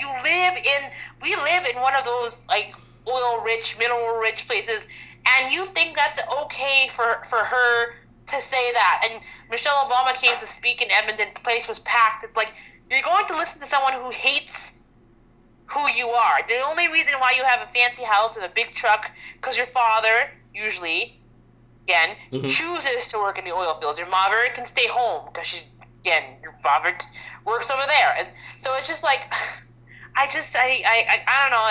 People get so stupid, like clean energy. Like, I didn't even bother to Google the clean energy because I'm like, if clean energy is hiring, why are we all security guards at the mall? Why are we begging for extra EI out money? It's like, like people are saying, let's just get rid of this and move towards this. It's like, move towards that if you have the money, but what's going on? Like the clean shit. I'm pardon my French again. I'm sorry. I get mad because now I'm an older person, 28 years old. I got student loans to pay back.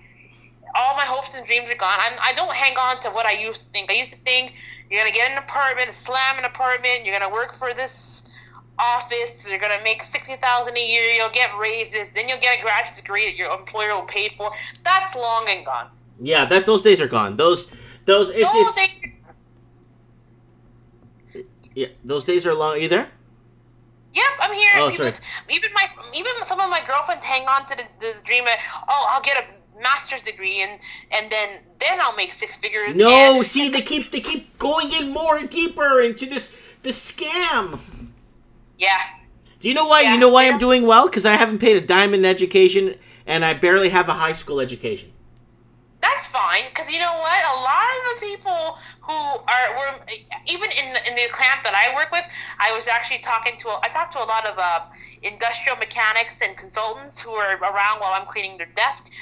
They're like, oh yeah, I'm making less money. I'm like, can I ask what's the industrial mechanic making? And he's like, oh well, they dropped us down to $42 an hour.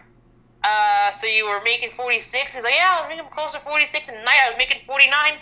So, and they have no degrees. They got hired because years ago it was easier to get indentured, like 20 years ago. When they started, it was easier to get indentured. You got hired, and he's like, if you started now, you'd be starting at $25 an hour. You wouldn't pay for any schooling because the company would have you go to school. And they pay for your schooling and they give you money for the 6 weeks that you were going to school, just $2,500 a month for you to get by for 6 weeks. And they pay for it for you to go to school. They pay for the schooling costs $750 to learn the mechanics they need you to learn.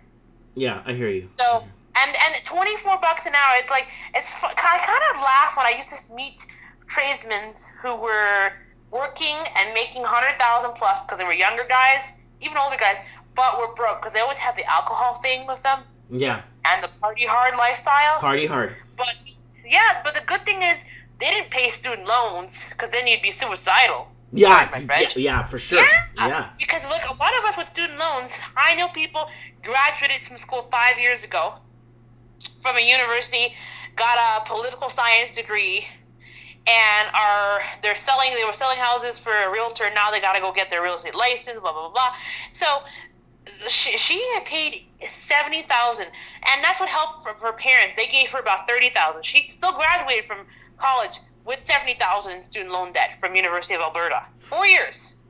4 years. And you know why right? you know why the federal government took it over? The federal government took it over so that they could adjust rates as they need and help back our economy. Yeah. Student loans are helping our economy. Yeah, right? big time, huge time. Without student loans and get that education, Canada would have defaulted. Yeah, I actually admire the people who always say, I pay cash for everything. If I can't pay for it, I'm not buying it. I don't buy anything I can't afford, ever. Here's the thing, it's usually a guy. I don't know, us girls, we're so quick, like, let's just put the purse on layaway. It's like, it's a purse. Go to Goodwill, you'll get the same freaking Calvin Klein purse for $40. Yeah. But, the good thing about this, I don't know if it's true no, I think that this, the last 20 years with the women and working in the trades is that they've devised a lot of programs. I know at least here in Alberta, probably in other provinces too, where women who want to get into the field but find it hard to get into the field, like they don't get called back from companies or whatever, what do they do?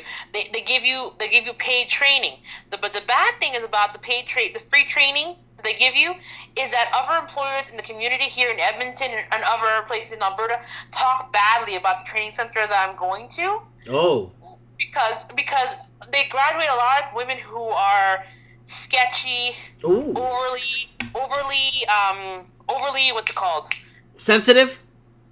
Not overly confident and very underly trained. Yes. There you go. Yeah, there you go. Yes. Okay, yeah. Yes, and then I spoke to guys who hire these girls because there's a few programs that they graduate many idiots by the vast, and they said, oh, you know what? What they said? They said the girl showed up without a hard hat in heels, and I'm like, how old was she? She said in her 40s, and I'm like, well, didn't you give her a paid? Are you paying her for the next 6 months? Because part of the contract with them was you got work for 6 months, and she got $30 an hour for 6 months. She didn't bring boots, a hard hat, glasses, nothing. Wow. And I'm like, why didn't she show up? She showed up in a pantsuit and heels and no workwear. Wow. And I'm like, why would she do that? It's like she's like, I have no idea. But she didn't know how to do anything. She didn't know what to do. And part of the course curriculum that she graduated from was made by that employer. Oh, Christ. So they told the center what to give to the students, but the center is more like just getting you out of a bad work system, a bad relationship, and getting you into work with the men, which doesn't really have the good impact that it wants to make. And I don't know if I'm making sense to you. Yeah, I understand. What they're not. See, the thing is, what the employers want, the people who are sponsoring the programs that I'm going to, they want you to have the same curriculum as everyone else who goes and pays for that course, which are mostly men. Right. They want you to know what's going on in welding, electrical, scaffolding. Well, it's important. It's important. Yeah. Yeah, not the way a woman would do it. And a woman's touch, because they don't really teach you as much. So one of my dearest guy friends, he said, you know what? The best thing to do for you would not to be take any pre-apprentice course from them. Go get your class 1 or your class 3, because when you go apply for work, you don't have to tell them you went there. Because you really don't want to put that on your resume. You don't want to put it because it's so bad. Hey, let's change topics real quick. Have you smoked marijuana yet? It's legal. Nope, I never have, and actually, in my workplace and all the oil sands camps, you can legally have 15 nanograms in your system to pass the drug test. Okay, so you could. Okay, so I guess what you're saying, they're allowing it in your blood now, like is what. Yes, yeah, you can have 15 nanograms. I don't know how much that is, but that's okay. I have no idea either. Yeah. So I have no idea what it is either. But then if you fail it, there's something about most companies have the policy where you can't come back. Whoa! So you got to be careful if you're blazing, right? Yeah. And so if you smoke it on your days off, most likely you'll test positive. Really? Yeah. 'Cause I don't know. I know you can get some home testing kits to see how you're doing with that. So, I haven't even tried, but I've never smoked a cigarette, so I don't see myself. Yeah, marijuana. I don't smoke marijuana myself. I don't do anything. I don't care about the whole drug thing. I don't care at all, and it's all it's a big topic in the oil sands because for some reason that industry attracts a lot of drug addicts. Yeah, I know. A lot of people who have drug problems. And it's like you're meeting young people who are making doctors' wages. Mm-hmm. I met a 30-year-old who's a pipe fitter, made $150,000 last year, and I'm like, what the beep? That's a lot of money because I know nurse practitioners make that money with lots of overtime and 6 years of university. Yeah, no, yeah. Anyways, I'm looking at that, and he's talking about how they should allow a higher level of drugs in your system because of the work that they do. Yeah, because it's stressful. They need more drugs, to help them out. Yeah, and it's like, I feel sympathy for that person, and I kind of understand, even though it's wrong, because you're away from your family in these camps, and most of the camps are dry. You cannot drink anything. Mm. You cannot drink anything. You cannot be... you can't drink anything. You can't go to a woman's room or a man's room, right? So you're for 3 weeks out of the month. Sometimes it used to be 4 weeks. Now it's only 3. You cannot leave the camp. Wow. You cannot have fun. You know. Okay. Well, we're gonna. I kind of understand. What? Good. Wow. Anyways, we're gonna have to cut it. I'm gonna have to. Yeah, we've been talking for quite a while. Actually, we've been talking for over an hour. Oh my God! Really? Yep. And I forgot to tell you that. Okay, did I tell you jobs suck in Alberta? Because they suck. Because there are a lot of dumb jobs available, but they're not high paying. Yeah. So I know that as a Global News had an article where they said the Alberta jobs are picking up and things are looking better. They didn't tell you those are all little part-time jobs that university students snacked up. They're all little. They're not well paid. Mickey Mouse. Raise your family, pay back your student loans jobs. Yeah, Mickey Mouse jobs. Yep. And those are the things that people were saying, oh, that means the economy is doing good. They're part-time jobs, no health care, in the city, casual. And yes, people are jumping on them because EI is only $2,000 a month. So if you went to work, you'd make $2,600.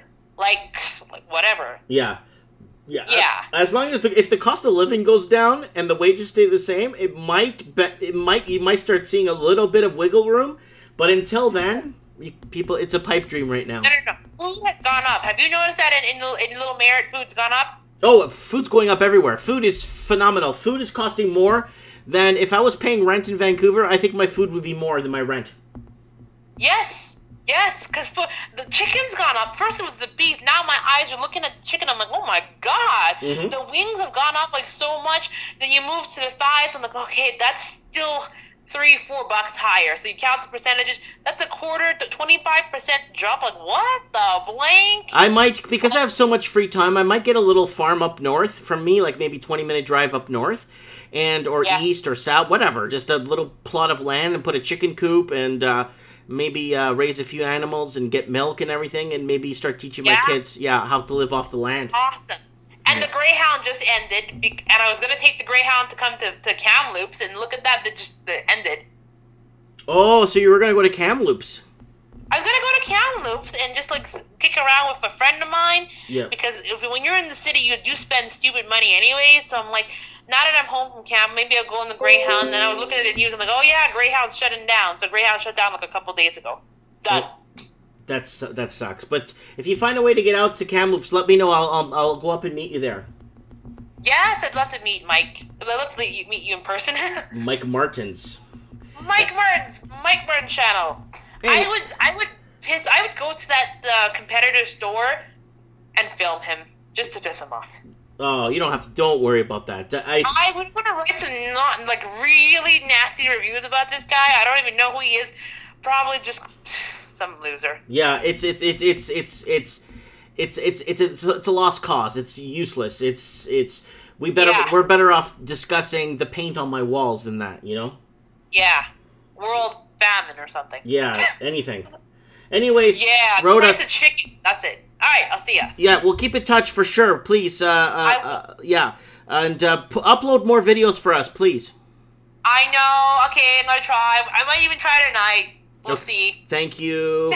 Thanks. Have a good night. Good night. Bye. So that's our girl from Alberta, Rhoda, and there's her job right here. Her channel right here. It's called Working on It. So that's her at the gym. She goes to the Gym, by the way. It's called Working on It. So that's her channel right there. If you guys want to subscribe to it, she's very conservative. She understands what's happening in the world political stage. There's eBankU, a little bit of WAPTech there. The Mike Martin's channel. And let's see what we got here. Midterm elections on the rise. Beginning of the show. And ethnic cleansing in China, guys. Go back to the beginning of the show to see that. Ethnic cleansing in China. They are trying to remove the Uyghurs from northwest China. But yet, there they are here. Got to look them up. And this is the Indo-China border talks. So there's a lot of problems with the India-China border. And it's phenomenal. This could spark a huge... A lot of people don't know that World War II kicked off was 1933. Everyone thinks it's the date that it kicked off. But 1933, Japan invaded Manchuria. And that's what sparked World War II. Once Japan invaded Manchuria, things started changing. So a lot of people don't look at where the real wars start. They just look at, oh, Germany invades Poland. But no, you don't know. A lot of people don't know, you know. But so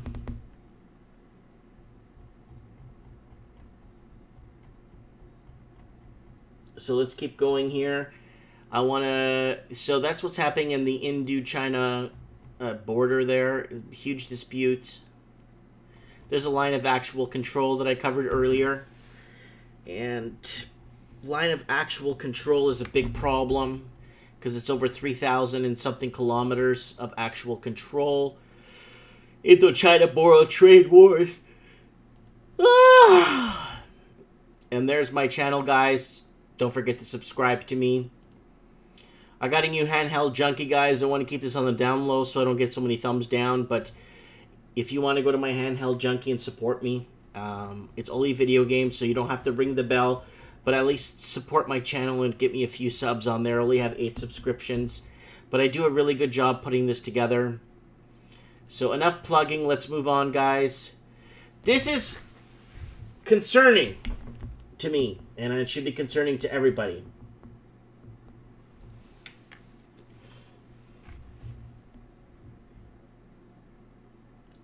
So the NLC say Mike Martin's tired today, mate. Gold confiscation in 1933, says Lord Humongous, who is joining us from Denver, Colorado.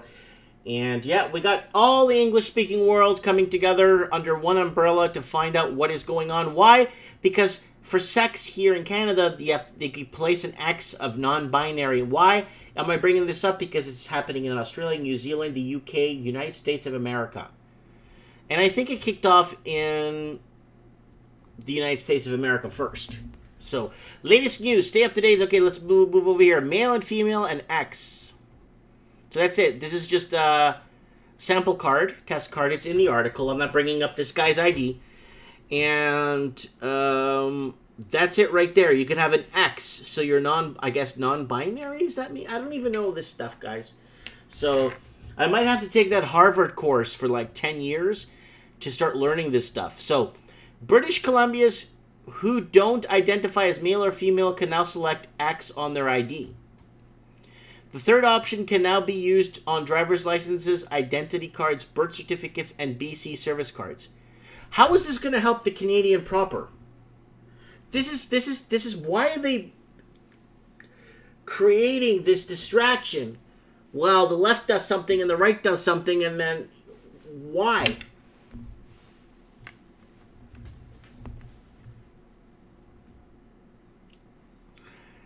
The third cards, the NDP announced that the change last summer following suit with several provinces across the country. The provincial government says it's also working toward a non-medical model of gender identification to advance inclusivity. Inclusivity. See, this word's not in my vocabulary, inclusive, because I was never included in anything growing up. To change a gender-designated or identity document, people born in BC must submit several documents of Vital Statistics Agency, including physicians and psychologists' confirmation form. Once complete, the agency will issue a new birth certificate that can be used to change other identification cards. Those born outside of BC can only change their BC-issued IDs, which include birth certificates. Wow, this is very concerning, guys, because why would we even care about this? I don't care what people think who they are. I don't care what people believe in who they are. Like, just do what you want to do. Nobody cares. Like, am I going to judge you? No. Do I hate you? No. Why is it becoming such a mainstream thing? You know what I'm saying? So, comment section is going well. I can't believe I have almost 40 people watching right now with so late night here. Parents could face jail time if their kids miss too much school. So they want your kids to be in there to make sure they learn these things that they're teaching in school that have no relevance outside except reading, mathematics, basic mathematics. That's all you need once you get out of school.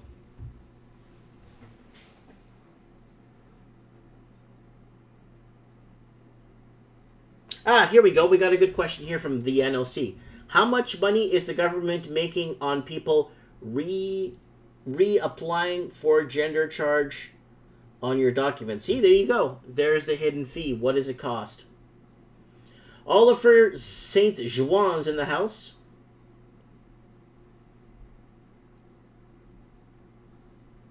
Yeah, and yeah, that's that. Oliver St. Juan's in the house.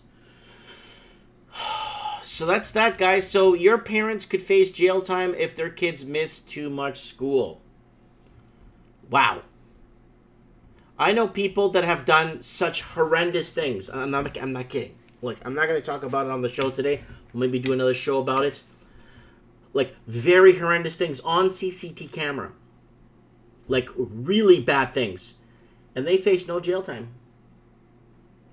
But if your kids miss school and miss, you know, you could do time in jail. And that's really concerning. School attendance has always been a bit of a controversial issue. Once kids get into elementary school, yes, it's important that they attend school every day to keep up with their class and get most out of their education. Kids who miss too much school can easily fall behind, and it's hard to play catch up. But there's something to be said for valuing experiences over putting behinds in desk chairs every day. Plenty of parents are totally okay with pulling their kiddos out of school for a special occasion, a vacation, or just a day off. Kids need mental health days too. As long as the parents are committed to keeping their kids on track, caught up in their schoolwork, we don't need this issue. Aside from the pesky funding thing, where schools only get paid for the kids who are counted and present for the day, schools have plenty of incentives for getting kids to school every day, like perfect attendance awards, but some schools, like those in Illinois, are using a different tactic. Parental punishment.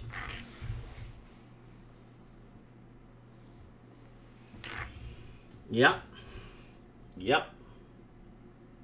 Okay, NOCs, and seriously, school is BS in the modern age. Kids are leaving school not knowing how to apply for jobs, budget, behave at a job, cook, etc. What is school for when you can't learn the basics? That's very true.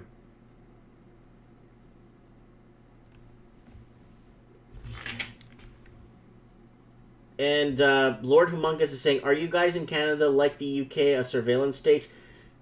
It's getting there somewhat. It is getting there. They're going to start with our internet, and after 15 gigabytes, they're talking about taxing us per gigabyte.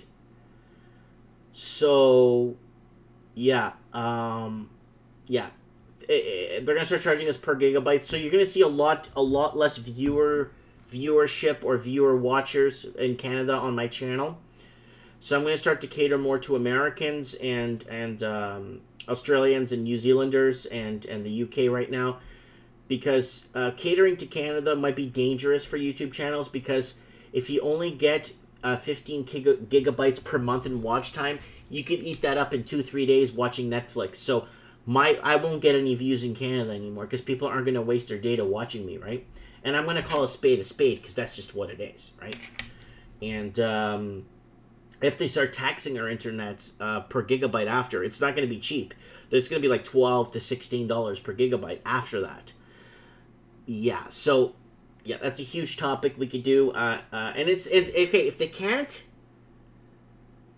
can't censor the internet, they're just going to tax you for using it. So the NLC is saying, Mike Martins, what do you mean taxing per gigabyte? Is that to do with tariffs or something? No, nothing to do with tariffs. All the tariffs that Canada's put on the U.S. is hurting Canadian businesses. It's actually reverse psychology. After 15 gigabytes, they're thinking of charging per gigabyte the federal government, not your internet provider. They have nothing to do with this. It's the federal government stepping in saying, we're going to charge you after 15 gigabytes, and we're going to charge you $3 or $10 per gig. That's why I need to cater to Australia. That's why I need to cater to the United States of America. That's why I need to cater to the UK. And that's why, because if I keep, like, I'm in Canada, I could tell you what's going on here and we could discuss our trends. But when Canadian people can't watch me, you know what I'm saying?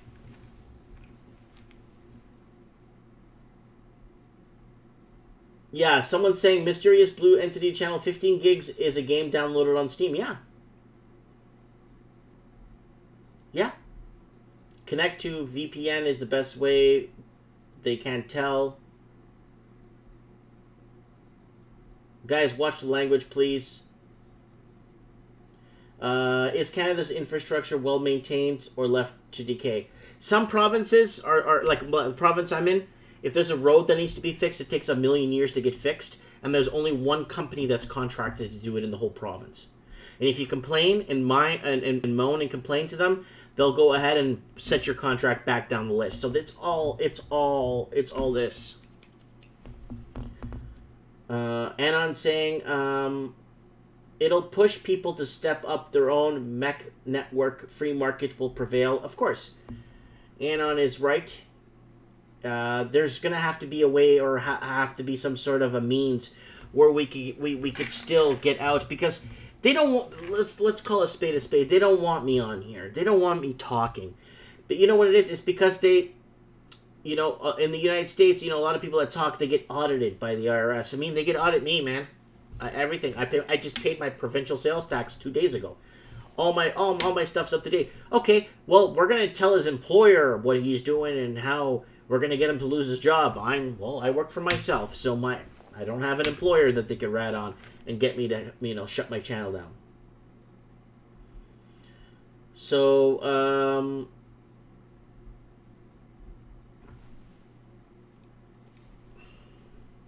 that's what's happening. Like even like they were trying to say, oh, you know, I want to play something for you guys. It's only a minute long, so don't jump off the channel. Oh, you know, you know, we don't like the Portuguese national anthem. So I'm gonna translate it into English for you, so you guys could hear what a real national anthem sounds like. Okay. So let's go to, which one do we want to see here? Who do we got here? Okay, let's do this one. Yeah, this one looks pretty good. So let's do this one, guys. So listen to this. So they want to make changes, but this is what I stand beside here. Let's bring this down a bit. Bring that down a bit. Now, pay attention, guys. This is what... When people say, oh, people ask you, oh, are you from Merit? I'm like, nope, I'm a Portuguese, man. 1 million%. Here it goes. Let's hear the Portuguesa. Here it goes, guys. Listen to this. I'm going to tell you in English, okay? Heroes of the ocean. Young, noble, youthful, and violent. Immortal. And we rise to a new day. To the splendor of Portugal. In our forefathers of our history, can you hear our patriotic voices? And our overseas and our empires, and we drove to victory. To arms. To arms. Over the land and ocean we go. To arms. To arms. For the patriotic to fight on.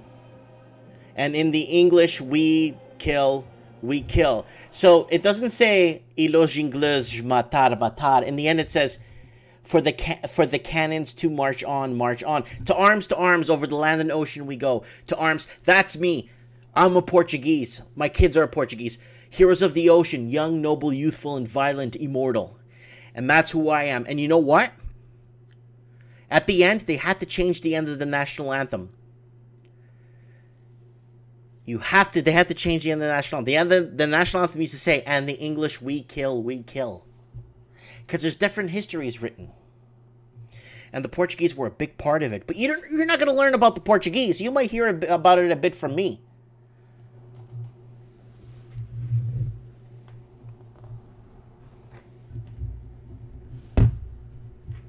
Yep, Sam Askey says Portugal, one of the countries England has never been. They couldn't go to war with. They controlled the whole sea. They controlled past the Azores. You go past the Azores and you're at war with Portugal. Watch out. They won't tell you that in history class. No. Someone's asking, do the Portuguese women have hairy armpits like the French? No. No. Very different. I was watching some Portuguese news fail. And some of the women on there, it's like, holy crap. Just random people they're talking to on the beach. It's just phenomenal. It's, you know, just, wow. For a young guy to get out there and get out and be part of, you know, what's going on. I think it's Portugal News Bikini. And there's a bunch of girls on there talking, and it was a whole soccer thing that was going on. It was so cool to see like how patriotic so many young people are. Yep. So where are we at here? Okay, something went wrong with this page. Did they take Waptek's channel down? Oh, it's my channel. Something went wrong with it. What else we got going on here?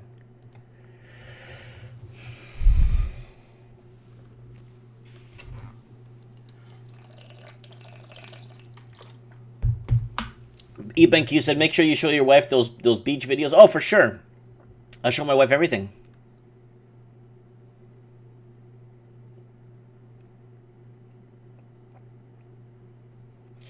Mysterious blue space entity is saying, guys, for Canadians, if they tax your internet, go out and buy a satellite and get an American provider and get satellite internet.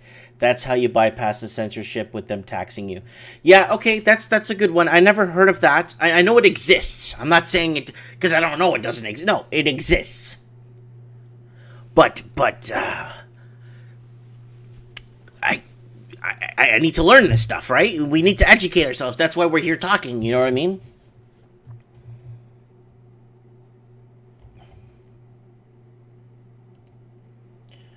Okay, let's move on. So X on your ID. I don't know what to say, guys.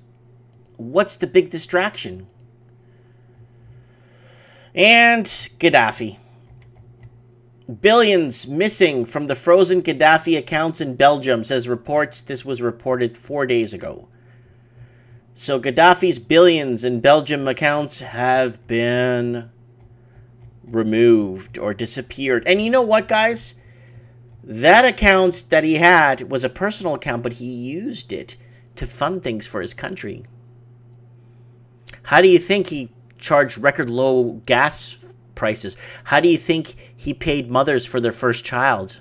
$5,000 for the first child born. How do you think he paid for half the wedding of most people that got married in Libya?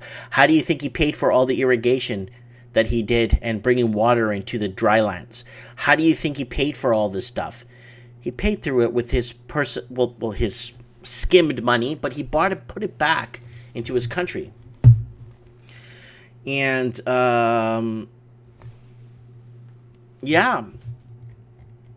I did a documentary in Portuguese about Gaddafi too. So the rest of the African, Portuguese Africa, right? 108 million people speak Portuguese in Africa. They won't tell you that. Not even Wikipedia won't tell you that. But yeah, and that documentary I did got taken down like 13 times. So anything you do, I mean, it's like even if you're speculating on something, they don't want you. Even though you tell people you don't know what you're talking about and you can't read, don't listen to me, they still cut you off. I mean, what do you have to do to get people to just to get your acknowledgement out, you know? Let me find my Portuguese channel. It's buried here somewhere. They keep trying to flag me down and shut me down, but it's a really good one. I get a lot of people messaging me on there in English and ask me if I could translate some of these documentaries in English.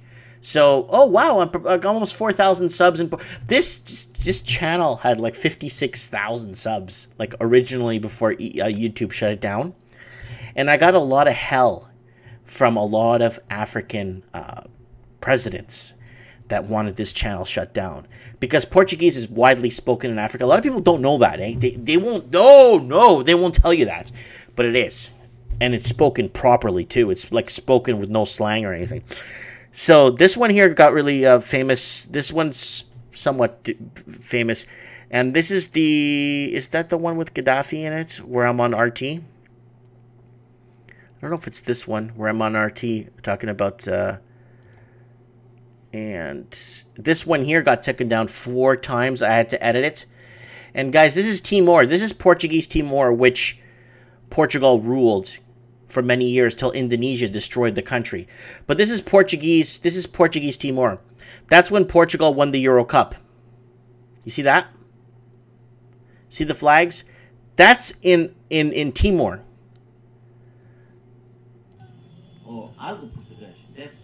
I'm talking here in Portuguese.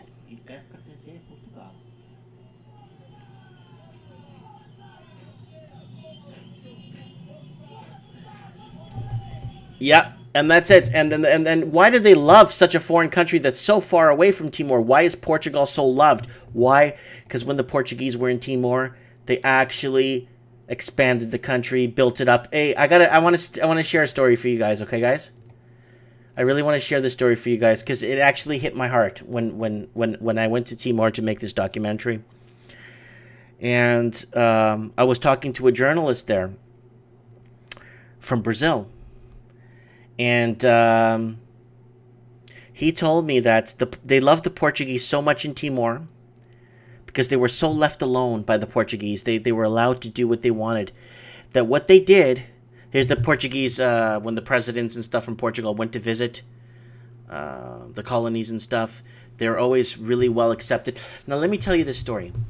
When Japan invaded Timor, the Timorans, the Portuguese Timor, they hid all the Portuguese flags, relics, even statues they took down. The Timorans people hid all the flags and buried them because they didn't want the Chinese to confiscate them. So after the Japanese left, they went ahead, and this is it right here. After the Japanese left, they undug all the Portugal flags, and they brought it back up. And what happened in Timor was it was when the Indonesia was backed by Australia, and I talk about this a bit. Yeah, here we go. I recall Australian Army were in East Timor during the 90s and 2000. Unsure why, though. This is why they were there. They went in to destabilize Timor from Portugal, because it's still part of Portugal here on the bottom of the map. It says Portugal. So what happened was the Australians gave money and weapons to Indonesia to remove the Roman Catholics or the Catholic religion, or remove the Catholics from and occupy Timor. So it was like a cleansing of religion. And what they wanted to do was remove the Portuguese language and then take over their oil, because their oil in Timor is actually on their Mediterranean line in the waters. So Australia is trying to steal. So I got permission from this gentleman here, who is a guerrilla, and it was the president of Timor. And the beauty of it is they all speak Portuguese. Indonésia em 65 sufocou a rebelião. So the Indonesia came in and then started just mass murdering people and killing tens of thousands, if not maybe 60, 70,000 Timorans for being Catholic. And it was a mass cleansing. And here's the Catholics here. I'll show you. They had to hide all their religious stuff, their crosses.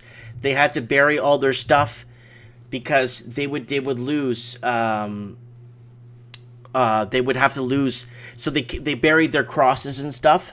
And this is in the 1970s, people. This is not like 100 years ago. And the Portuguese, they begged Portugal to come back.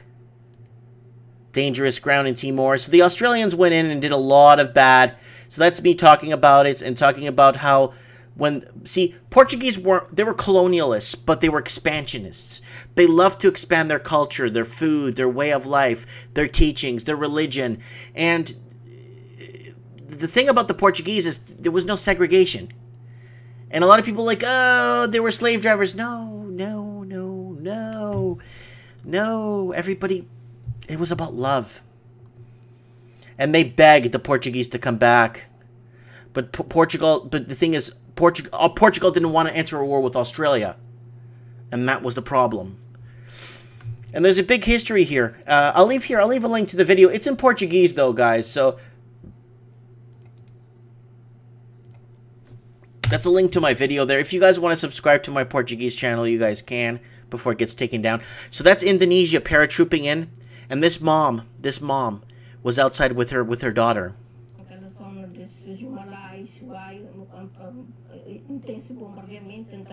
Bombardment means a bombardment from the sky, and her daughter was outside playing and she ended up dying.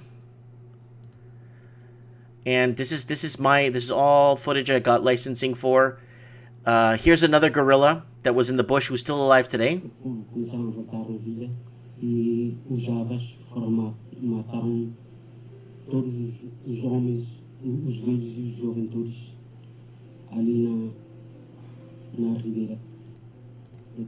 And he's talking about the people and the youngsters that were murdered in the town. It was all for this, guys, right here. Wealth. Australian wealth. They wanted the line moved. Their international into Timor wanted to cleanse the Timorans, Portuguese Timor. They wanted to remove the language. Now, this is today. Timor has restored its language to Portuguese again. It has still of that massacre at that cemetery that happened. Look up the Timor massacre, where I don't know, thousands of Catholics were mowed down by machine guns. And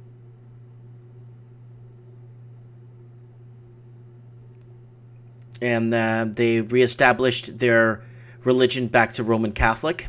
And you see right here, they still have, right here, if you look right here, they still have the Portuguese. Everywhere you go, there's Portuguese remnants that they still have the founding fathers, the Portuguese founding fathers, statues of them. And over here, if you look on their diplomatic, right there, there's the Portuguese cross right there on the top right here where my mouse is pointing. It's still all in Portuguese. The money, the language, everything, they switched it back. The schools are accelerating in Portuguese. There's the presidency. The elections are apparently clean there. The elections are pretty good, you know. And there's the president of Portugal. I think the president of Brazil is down here, and yeah, and it's very nice. It's very nice to see that. And then I did this. This one ended up getting 2 million. So here's the line, this line here, where they want to move. Australia wants to move its line further north to take the oil from Timor, where there's one of the world's biggest oil reserve.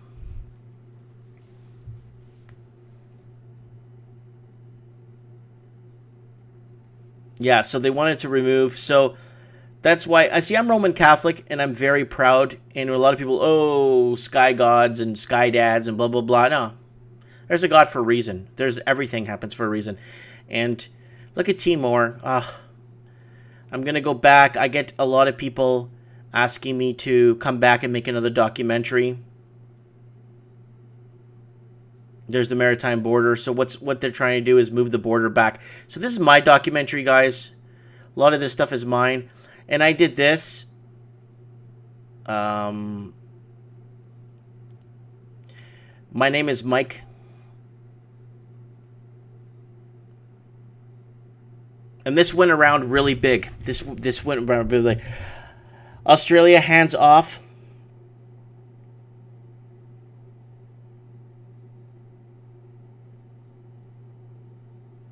See, I used to be fat back then too, guys. Petroleum of Timor-Leste. So I kind of wanted to throw this out there. From Portugal, Angola, Mozambique, São Tomé Príncipe, Cabo Verde. So this went around, and this on Facebook ended up having 26 million views. And after this went on Facebook, went really viral. My Facebook fan page went to 500,000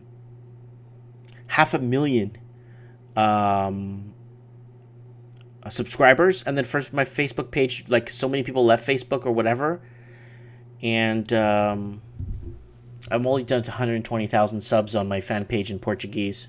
You could go up to the top of my Facebook YouTube channel and see that.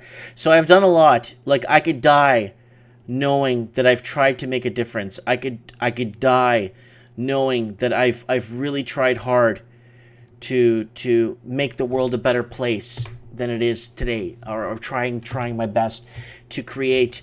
So a lot of people in Brazil did not know this happened until this came out, and then it became a big deal, and then a lot of people, oh yeah. So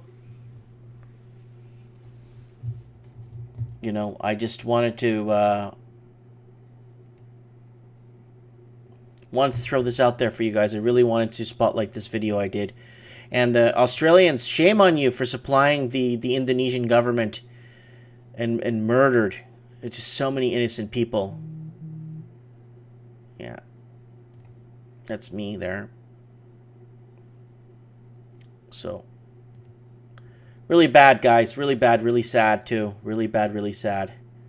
But I wanted to throw that out there. But, yeah, Gaddafi. Destabilization of Africa. Middle East, Africa. Oh, Evans in the Truth Analyst. Yeah, Dale Cunningham is saying Indonesia is Sharia law. Yeah, but not Portuguese Timor. No way.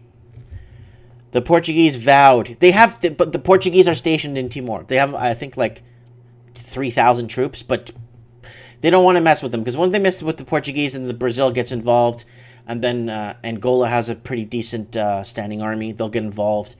It becomes a problem, because there's a lot of Portuguese out there a lot of people don't know about.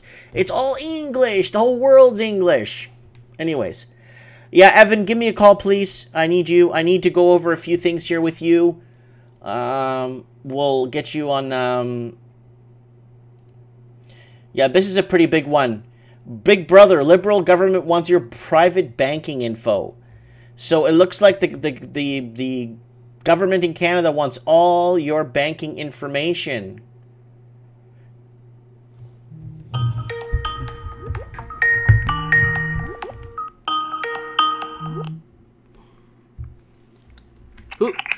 Hello. Evan, how are you, my brother? I am very well, and yourself? You know how it is. You win some, you lose some.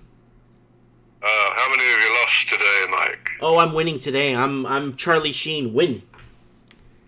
Oh, that's song. Very good song. Good remix. The old Charlie Sheen remix. Win. Oh, is he anyway? He kind of disappeared, like most things do. They come up and then they just disappear, don't they? Like the Russians or the Syrians or ISIS or all those other little things that pop up and go away.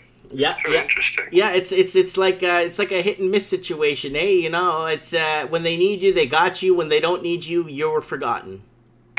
Oh yes, you're useful for the agenda. You're on TV usually, but you were on TV recently, Mike. How did that RT interview go? Oh, I don't know if they ran it. They just interviewed me about the housing crisis in the English-speaking world. I did not even ask them when it was going to run. It might. I don't know. And so I don't know. I don't see why it wouldn't, though. I don't see why it wouldn't, though, Mike, because, I mean, they're putting it online anyway, aren't they? Yeah, of course they are. But the thing is, I'm not a reputable source when it comes to anything at all. So. Oh, no, hold on. You've got a 6th grade reading level, Mike. That's more than me. So no, I don't. You know, I don't know if you watched my channel, but I don't know if you saw the part where I said I could die knowing at least I tried doing a difference with that Timor documentary I did, and all the other. Yes. Yeah, you know there was actually African governments that actually. You know, my Facebook is banned. My Facebook fan page is banned in Angola, and my YouTube channel. Does not surprise me, because you're telling them the truth. Selective enforcement. I did a documentary, Economic Crisis in Angola, how one of the richest mineral and oil producing countries on the planet, the people are living dirt poor. Well, there's no shot. I mean, all of Africa is quite fertile. Look what they did to Rhodesia, the breadbasket of Africa. They destroyed that, turned it into Zimbabwe. 500 trillion billion squillion dollars, and you still can't buy a loaf of bread. Yep. And they're doing that to South Africa now, and people forget. South Africa was under heavy sanctions by the US. It was essentially at an economic war for a long time with the rest of the world, you know, all because of that apartheid nonsense. And yet you've got apartheids in Arabic countries, you've got apartheids in Israel, you've got different classes of citizenry. For example, me, Mike, I am always the bottom of the run. When it comes to citizenship, I am the lowest of the low in my home country because I am a heterosexual white male. Let me ask you something. Why didn't the British never go to war with the Portuguese? Even in the 1970s, when there was a huge border dispute between Mozambique and South Africa, the Portuguese stepped up and the British immediately backed down on that. I have a friend from South Africa that speaks both Portuguese and English because he lived close to the border of Mozambique, and he told me that was a huge problem. Why did the British never want to mingle with the Portuguese ever? It's an interesting dynamic, I suppose, but then again, with Timor and other places like that, Timor-Leste, there was always this phrase they used to use, the British are coming, and then they'd never show up when you need them, and after you've been wrecked, they'll come in and scoop up what's left of you, and then they are gained by betrayal most of the time, the British have. That's usually their MO. Okay. Throughout history. So I got a few articles open here up front, and let's go to, let's kick off the first one. U.S. midterm elections. What do you see happening, Evan, in your thoughts? Well, I thought we were supposed to get a blue wave, Mike. Where did the blue wave go? Yeah. We're all surfing on the blue wave. Haven't seen much in the way of a swell in the ocean these days. Seem pretty quiet. And anyway, traditionally Republicans always do very well in the midterm elections. Historically, there's never been an exception. Yeah, you know, they even did. Well, yeah, they even downplayed Ronald Reagan when he won. Everyone was all up in a hissy fit when Ronald Reagan won. And then when midterms came, they were pushing the agenda that he's going to lose. And they already, before counting the votes, they already said that the Republicans lost the midterms, and then they had to retract everything they said on the news. Well, that's right. But, I mean, Trump seems to be Reagan 2.0. At least they're characterizing him that way, you know. A TV personality because Reagan was a B-movie actor at the time. But I mean, Trump hasn't been shot twice yet, so we're waiting on that. And then he'll be exactly like Reagan. Yeah, yeah. Full of bullet holes. Okay, so in your opinion, you think the Republicans will prevail? I think the agenda. Yeah. Yeah, I think that it will remain unchanged, and there doesn't seem to be any indication that it won't be changed. The agenda's chugging along just fine without needing to change hands yet. They usually change hands when they're pushed as far as they can with one particular side of the agenda, and they say, oh, but these people are different on the other side. Trust these people, trust these lovely people over here with their big smiles, and then you jump to the other side, onto the other wing of the ugly bird, left and right wing. Okay, let's move on. China's middle class is complaining that we're being picked like leeks by the government. So it looks like China's hitting some tough times when it comes to financial problems and paying back some of their debts, or finding a way to pay back some of their debts. Why is the middle class being picked like leeks, in your opinion? Because you are in Hong Kong. What is happening? Well, I mean, traditionally in Hong Kong, the middle class is constantly squeezed, but because it's a trade port, we get a lot of finance every which way, and on top of that, it's a tax haven. But in China's not a tax haven, so they don't have that going for them. And the middle class is being squeezed because they've been given enough freedom to build up the infrastructure for a top-down government that will just seize it if they want to. So they've built, you've built all these nice things, we're just going to take those now. Thank you for building them. Oh. That's essentially what it is. It's like an early Christmas. Kind of, yeah. An October surprise, but now we're in November. Yeah. Okay. What's going on? If you could fill us in on this one. This one's got my attention, and there's barely anyone that's covering. It's ethnic cleansing in China in Xinjiang province. Northwest province of China, and Muslim area. Yeah, detention of the Uyghurs. How do you pronounce these guys? Uyghurs. And they're putting, there's claims of imprisonment camps. Yes, yeah. I mean, even homosexuals get put in re-education centers in China. I mean, they had electroshock therapy going. That was a scandal for the last 10 years. They'd take homosexuals or anyone they didn't particularly like, who they thought had a problem, and they zapped them. In terms of racial tensions, they don't want any sort of competing, what would you say, culture with the Chinese one, because in China there are many, many ethnic groups. Right. If you ask a Chinese person, they say we're all Han Chinese. And when they look across the water at, as it used to be called, Formosa, which is now called Taiwan, and in the Olympics, Chinese Taipei, because you just can't have one name when it comes to China if they don't like you. They go over and say Taiwan's part of China. They still think that now, and they say all those people are Han Chinese. Everyone's a Han Chinese to a Chinese person. They want a monoculture. Okay. And they have been pushing for it for years. So I mean, what do you think is going to happen when they have this committee, when the UN and when they meet about this? Like, why? I mean,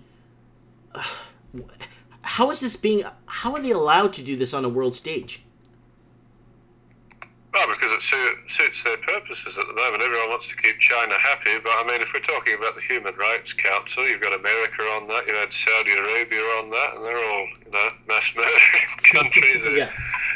There's all sorts of dastardly deeds, and I wouldn't take the UN seriously at all. Yet that's going to be the basis for justifying a lot of these policies to come, especially with the internet up in the air at the moment, with tech monopolies and complicit governments making services very poor. Yeah. Wow. That's the new war right now, information war. Who says that, Mike? The man who doesn't exist anymore, Alex Jones. That's right. AJ. Good old AJ, right? Good old AJ.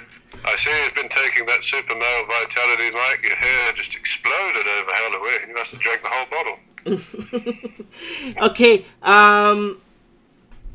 Dan Aykroyd. He was in a movie, and you reminded me of a movie that I want to recommend. Every time I do a video, I want to recommend a movie because people always watch the movies I recommend and then message me back, like that movie that I told everyone to watch, that one with Michael Keaton, and it's with the house, the Pacific real estate one, Pacific right? Heights. The sleazy businessman.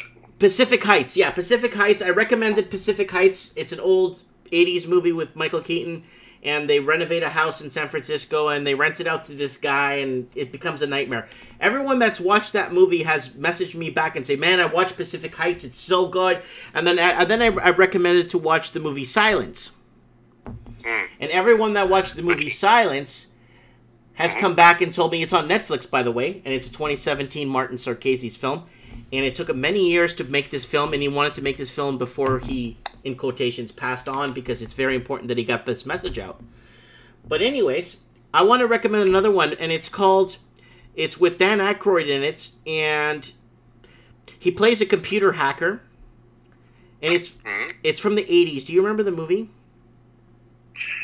You'd have to give me a little bit more of a clue, even though it is Dan Aykroyd and he wasn't in a lot of films. Give me another clue. Okay, let me see. I don't know what it's called, so I'm gonna look up Dan Aykroyd right now, and I'm gonna go. The last film I watched with Dan Aykroyd was Nothing But Trouble, and that's a terrible film. No. This is a really good movie. This is a really good one. Let me go to his IMDb here and see if I could find. Wow, he's from Ottawa. Eh? Yes, and he sells Crystal Skull vodka for a living these days. Does he? Have you seen that commercial, Mike? Yeah, you look up the Dan Aykroyd Crystal Skull vodka commercial, you will not be disappointed by how funny it is. Okay, here, I'm opening IMDb. Somebody in the comments said it's called Sneakers. Maybe it is. Maybe it's called Sneakers. It might be that movie. Yeah, it's from the early 80s. Let me see here. Let me go back to the 80s here. There was Spies Like Us. Let me see here if it was there. Ghostbusters, Coneheads, The Best of the Blues Brothers. No, I think it's earlier than that. I think it's called Sneakers, like sneaking around, right? And I really recommend to watch that movie. Ghostbusters, The Blues Brothers, Dragnet, Nothing But Trouble.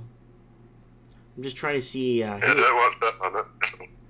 I really want to recommend this movie because when I saw this movie, it was just phenomenal because it actually discussed what's happening to us today, the information war, like you brought up. Let me see if it's called Sneakers. Oh, that's what they want. They want an information war. And they control communications. Prince of the powers of the air. Yep, here it is. Here it is, it. Sneakers, right there. So Buddy was right, EBECU. There it is. It's called Sneakers, guys. It's from the early 80s. There's a lot of famous actors in this, so it's not just Dan Aykroyd. There's a lot of famous actors. Even oh wow, it does ring a bell. It looks like that's Christian Slater in it too. Anyways, I really recommend guys to watch the movie Sneakers. And I'm gonna move on here with Evan, but I'll plug the movie again towards the end. I really recommend you take the time to watch this. It really, for its time, it was really ahead of its time. And I strongly recommend everybody to watch that movie tonight if you got nothing to do. All the movies I've recommended have been hits with everybody, and everyone's been messaging me about them. And they, like, even EBank messaged me, said he saw the movie Silence, and Silence was incredible. A little bit slow, but it gets to the point, and it gets a really good movie. And the same thing with the movie, oh my God, it's the real estate movie. I keep forgetting it. Pacific Heights. Okay, let's move on. Evan, let's move on.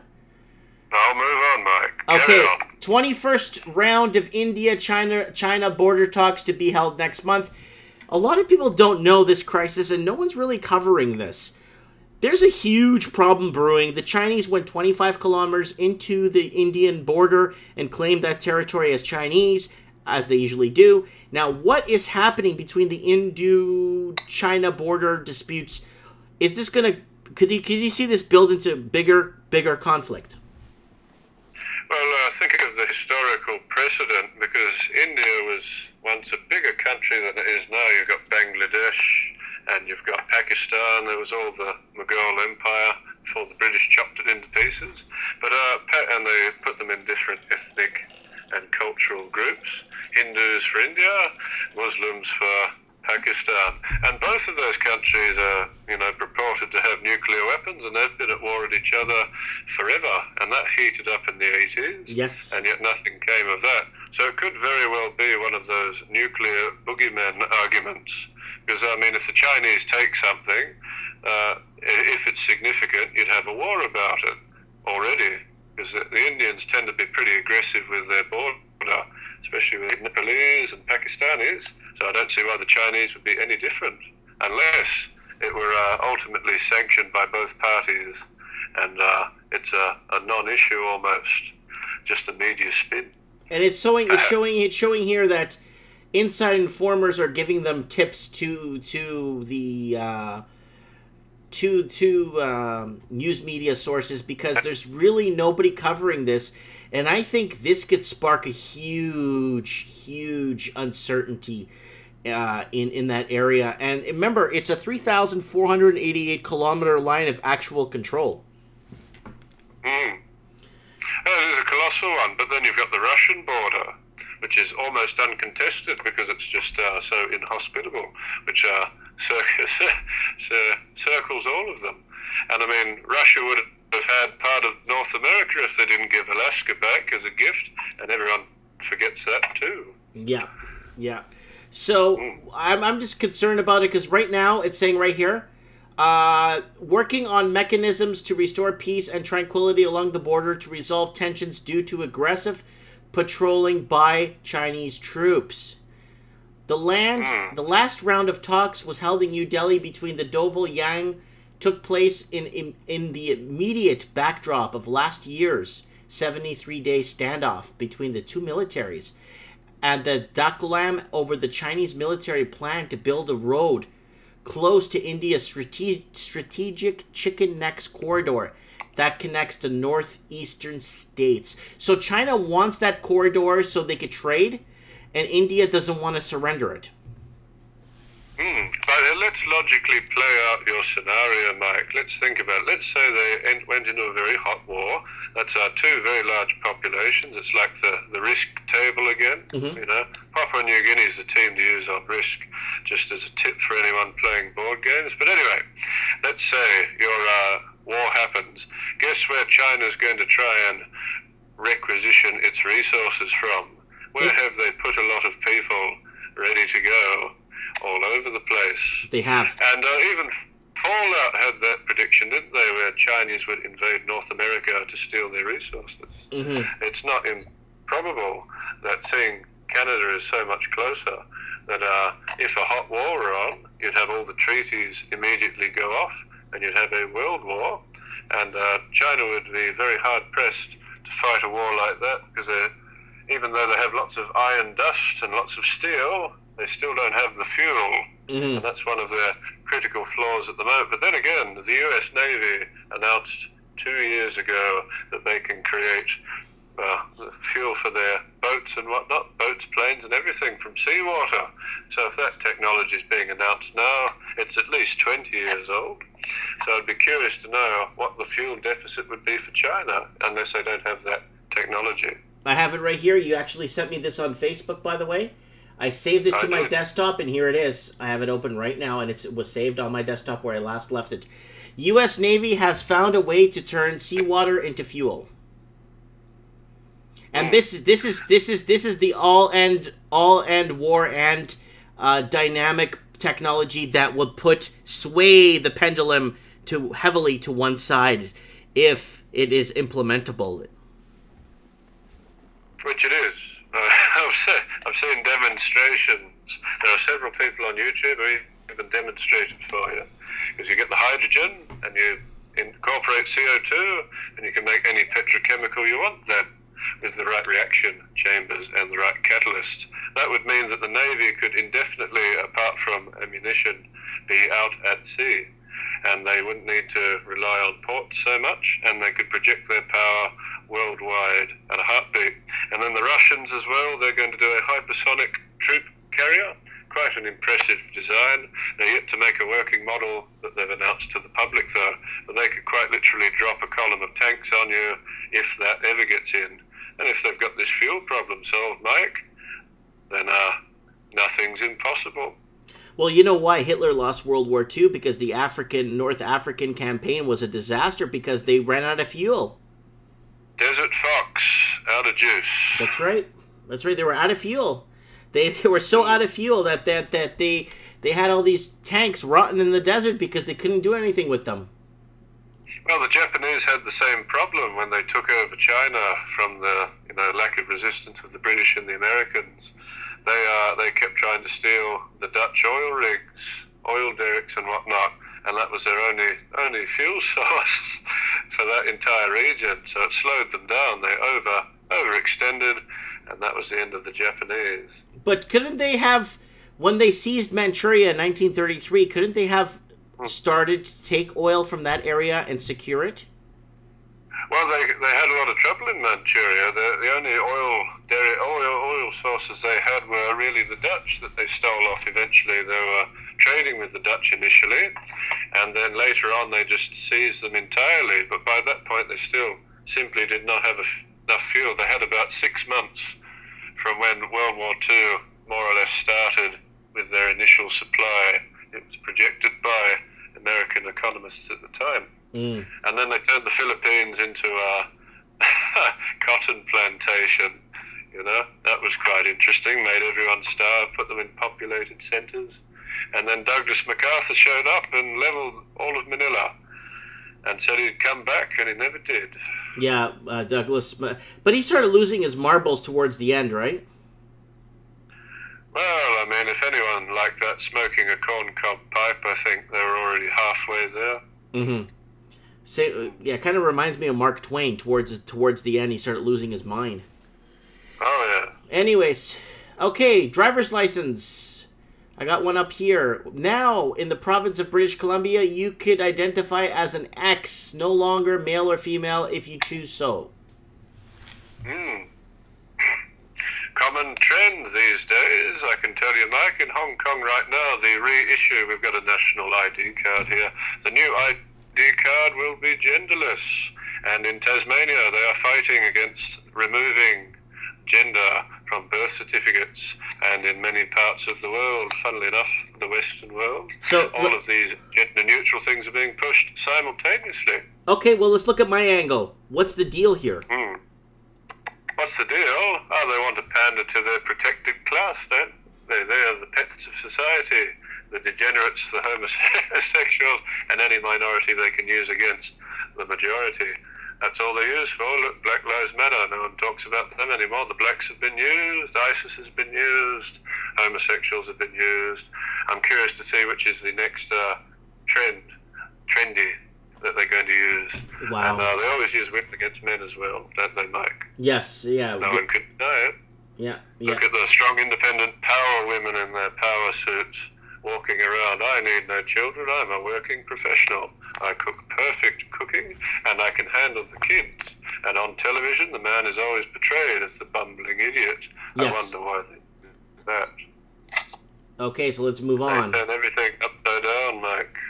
Okay, so the brainwashing continues. They want to force brainwash. Parents could face jail time if kids miss too much school. Ooh, God forbid they don't learn about certain sexual things in grade 2. What do you think? What's your take on that, Evan?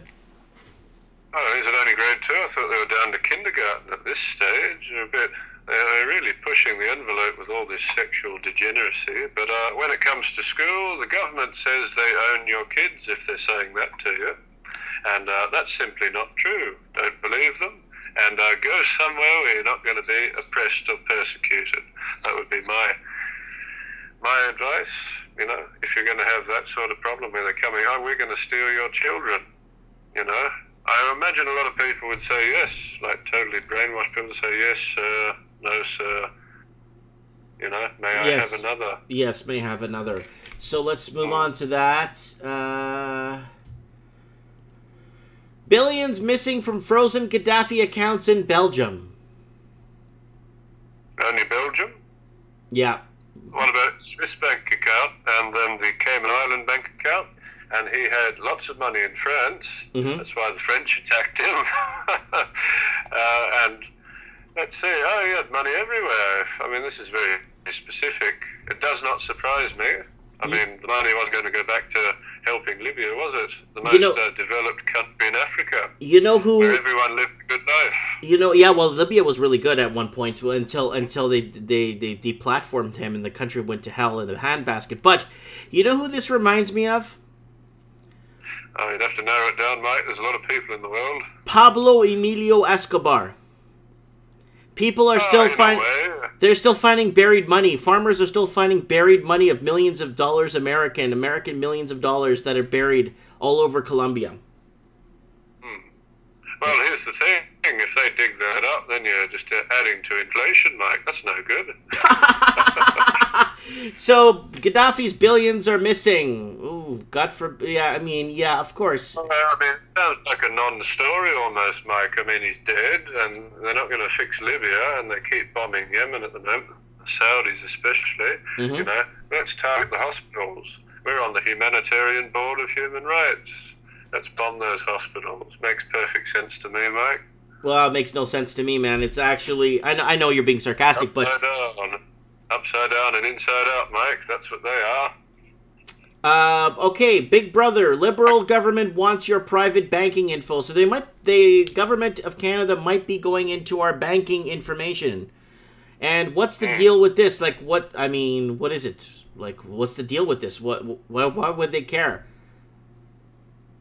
Oh, why would they care? That's a good question, Mike. Why would they care? I mean, their MO is they want to control absolutely every aspect of your life until you surrender to their demands, at which point you are discarded because you are no longer a threat or use to them. But if they're looking at your bank account, I would suggest that they're going to use it against you and or find another way to tax you. I mean, the American tax code's bad enough. In Australia, for example, even the federal government is going to be the federal police, and the tax department are all going to be under one umbrella that has oversight over itself. So if the tax department does something illegal, you know, they're going to investigate themselves. If the federal government does anything illegal, they're going to investigate themselves. I'm sure there's no conflict of interest there. In regards to people's bank accounts, they might sell the information to marketers at very least. They do that with telephone numbers already. And I could think of a number of things they could do with your private information. Imagine if that people who are marketers got your home address. Just imagine your letterbox. Yeah, I understand. They'll be mailing me. I'll be on a mail list for everything. You know, when I was younger and the internet started taking off, there was a prank I played on one of my friends, and I put him on a mail list of like 1,000 different things. The old pizza bomb. No, he just got mail from understanding my blood disorder, getting help with HIV, and he was just getting like letter bombed. You know what I'm saying? Like tons of letters in the mail. Well, at least when he wanted to start a fire somewhere, he had plenty of kindling. You know, piles and piles of paper. Okay, what's going on? Let's move on to the next article here. I'm just reading the comments there. Any good comments, Mike, out of curiosity? Any good what? Any good comments? Is Kevin Thompson there? No, Kevin. I think Kevin Thompson is working on a diplomatic peace mission in North Korea. Oh, that could be why we haven't heard from him in 2 weeks. Yeah, and probably never again. He's probably working with them and trying to resolve a peace declaration there in North Korea. Actually, I've just figured it out. I figured out you've just given me the last piece of information I needed to figure out the Kevin Thompson riddle, Mike. So, North Korea has a lot of trouble getting, their rockets really high up, and Kevin Thompson's high all the time. So I imagine they brought him in as a high expert. For those that don't know or are joining into the channel, Kevin Thompson is someone that believes that real estate's going to keep going up. Well, among other things he does that may or may not have the word high in them, Mike, but we'll leave that for people to guess. Okay, fair enough. This one I brought up, I even did a story about, but you're going to have to comment on this one because I'm lost for words. The womanization of protein consumption, Canadians quickly turning away from meat, study finds. Oh, well, here's the funny thing. So meat's perfectly fine. Think about it. They used it to clear scrub and poisonous plants, and then you eat the meat without having any problem. So animals can handle and tolerate plants far better than us, and we can turn them into food. It's perfectly good food.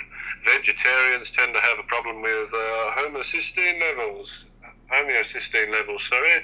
which is an inflammatory indicator in the body. It's far higher in vegans than meat eaters. If you ate 4 grams of liver, for example, you would have all your vitamin B12, vitamin C, vitamin A, vitamin D requirements for a whole day, just 4 grams. But they tell you meat's evil, and they say that, oh, those poor cows. I mean, the cow would have died anyway. It's the factory farming that's the problem. But anyway, back to the problem. These are trendy types. They always start with something controversial, and then they say, oh, we just want to have a discussion. Once they've got the discussion, then they create 2 teams on opposing sides, and they deliberately make the team they don't like the standpoint they don't like, make it look stupid. They always get, a bumbling idiot for that side, and then you have the trendies on the other side with their acoustic guitar playing, rubbishing the people who eat meat. And then eventually they get to the point where they're on TV everywhere, and they make a national debate out of nothing. They do it with every single issue. They say, oh, gay marriage, we just want to have a conversation, and look where it is now.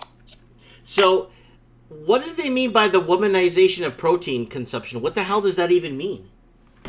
Oh, it's a nonsense sentence, but I mean, imagine what they mean is that women it's becoming an issue for women, something to that effect. But I mean, if you're a woman and you're not eating meat, you've got a very high chance of getting anemia because you're not getting the iron levels up.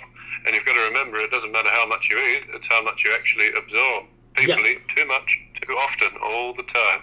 Mikey just has a coffee in the morning and he's done for 3 months, Oh, yeah, I have a coffee every morning. You know that. In the mornings, I got my coffee. But I do eat meat. I'm a meatitarian, right? So. Yeah, and guess what, Mike? You're not dead. How did you manage that? I thought you were supposed to explode or something. The vegans tell me, oh, you'll just drop dead when you eat meat. Doesn't happen. I've been a vegan before, Mike, and I was the fattest I ever was as a vegan. And I only ate plant food, 139 kilos, colossally fat. And I said, all right, this isn't working. I realized one day when I couldn't see my toes. And, and then I modified my diet. I went back to eating real food. And funnily enough, I went down to 93 kilos, and I'm 6'4", so that's pretty good, I think. So and it didn't take long. So you turned into a tub of lard? Oh, not really, because I'm so tall, I kind of wear it. Okay. Like an extra layer of skin. I wouldn't say tub of lard. I had only 1 chin at the time. Okay. A lot of people, they end up with about 7. But because I'm so tall, it kind of distributed itself across my body a bit better. But my legs look like tree stumps, Oh, wasn't fun. And I walked everywhere, and I did that with all that weight. Oh, and all I had to do, modify my diet. That's good. Yeah, we're going to have to talk about that other time, modifying my diet, because my diet, I'm all over the place. But Kevin Thompson is in the comment section. He is with us. Oh, good. He lives on the He lives on the eastern seaboard, so he's watching us at like 3 o'clock in the morning. So, from the upper stratosphere, I'm sure. Yep, and let's see who else is here. There was a good question from Mysterious Blue. It was a good question. He was asking if there's any, because the price of meat here in Canada, even though we have more cows and more farmland, pretty much any other country in the northern hemisphere, meat's very expensive here, and they're just doing it to make it expensive. My question to you is, his question was, are there any other ways to absorb the nutrients that we need besides meat? Yes. Well, you've only got a few choices, friend. You've got meat, you've got fruits or vegetables. You can't really eat the dirt and get those nutrients out of it. Mushrooms too, I suppose. You can, but it's very hard to do. You've got to, if you're a vegetarian, you've got to really balance what you eat. You're constantly paranoid about what you're eating, and you've got to be constantly on your guard. when you're a meat eater, at least you know the animal was alive and was capable of living in order to produce that meat. With vegetables, you can have the sickliest vegetable. It's not going to give you everything required for a living organism, is it? But a piece of meat should. Processed meat, less so. Processed meat, avoid it entirely. So, I was looking at a video the other day that was really, really disturbing. Only one. Was it Zurich in English? That's pretty disturbing. This fake food from China. How the fake egg, the fake milk, and the fake everything. Fake cabbage, fake meat. Oh, the fake meat. That is the favorite thing. The fake meat glue secret. How they've been using this powder that they put on the meat, and then they glue the chunks of meat that are really bad, and they glue them together, and they create Make this. it look like fake. Yeah. So. But you know, Mike, that's going on in Australia, in the UK. It's going on everywhere. That meat gluing, and the other thing they do with fish, especially in Australia. You know, we've got an entire ocean around us, but the fish is incredibly expensive because we're not allowed to fish it. In fact, there are laws against that, but the Japanese and the Indonesians can come, you know, and fish to their heart's desire. But anyway, I was going to say they add a coating, which is essentially a type of brine that freezes, and they put it around the fish, and they inject it into the fish, they inject it into prawns to increase the weight, because you're buying per kilo. And that's where they get you as well. They add filler all the time. Okay, let me play this. Let me play this really quick here, so our viewers could see. With our gloves on, of course, we mix it up. Then roll it in plastic film and refrigerate. 6 hours later, you have a solid piece of meat. And essentially, you've got a reborn, rebirthed thigh fillet. More or less. Basically, what the video is stating there is that he sprinkles this stuff that looks like cocaine on the thing, and it's very toxic, okay? And once you sprinkle that on, it bonds the meat, and then you refrigerate it for 6 hours, and then you got a fresh cut of looking like a fresh cut of meat. And it's really hard to tell the difference. I wouldn't say it's too hard. I mean, if they don't try, it's pretty obvious. But you've got to remember with meat, you know, it has a grain, like the fibers will go one particular direction. So if you're looking at steak and the fibers are going perpendicular to each other, or one cuts a brighter colour than the other, you've got a good indication there's a fake steak there. You know, there's a lot of ways to check. There is a lot of tutorials on such things, but the trick is, this is all you got to remember when you eat food, is eat real food, and don't worry what other people think about it, generally. That's my advice. I love it how they dye the foods in China with all these waters and stuff with the strawberries. And there's this guy spraying. It looks like it's like dyes on the tomatoes and peaches. Look at that! Holy smokes! And the eggplants, yeah, the eggplant's completely white, and they dip it and it turns purple. That's right. Yeah. There's lots of acrylic dyes. Plasticizers they use. It's very impressive. But I mean, to be fair, you can have white eggplant, but you can sell a purple eggplant for more. I like the lady filling up the water bottles with the hose. Those big, you know, those big bottles that you take to offices and stuff. Yep. I like how chugging away. Yeah. It's fantastic. You know, top quality. Buddy in the comment section saying, this is scaring me, man. Holy crap, I'm never going to eat anything from China again. Well, it's pretty hard not to, because I mean, in terms of food, they're getting access to your markets now, especially now that they've dropped their currency. Oh yeah, when they drop their currency, it's like they're going to be cutting the food with what? With sawdust and look at the chicken. I'm going to puke. There's maggots. I think you should stop before you vomit, Mike. Yeah, that's pretty bad. Okay, Evan, I wanted to ask you something, and this has been in the pipeline in Canada, and they want to secretly pass a law in Canada. And it's really concerning because I think it's already a law in New Zealand. I'm not too sure, but I could look it up. Why is it that the Canadian government wants it to make it illegal for you to know where you're getting your food from? You know how when you look at peaches... Because they don't want you to not buy it. They want you to believe whatever they tell you without question.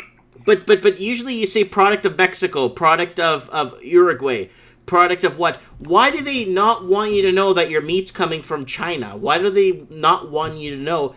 Because, no offense to the Chinese. I can give you a good example that might explain this. In Australia, they tried this about 7 years ago. I think it might have been the test bed for it. They have certain countries, they test certain things. Mm-hmm. And what they did, people were in an uproar about it. So what they did the clever thing. They said, packaged in Australia, and then assembled and sorted in China or wherever it is. So they got around it. If people kick up a stink about this, that will be their MO, I imagine. But the less you know, the better, because then you have less choice in their mind, and you have to trust in them more, and then you become more reliant on your single food supplier. Less and less food suppliers out there make local businesses squeezed out, supermarket monopoly.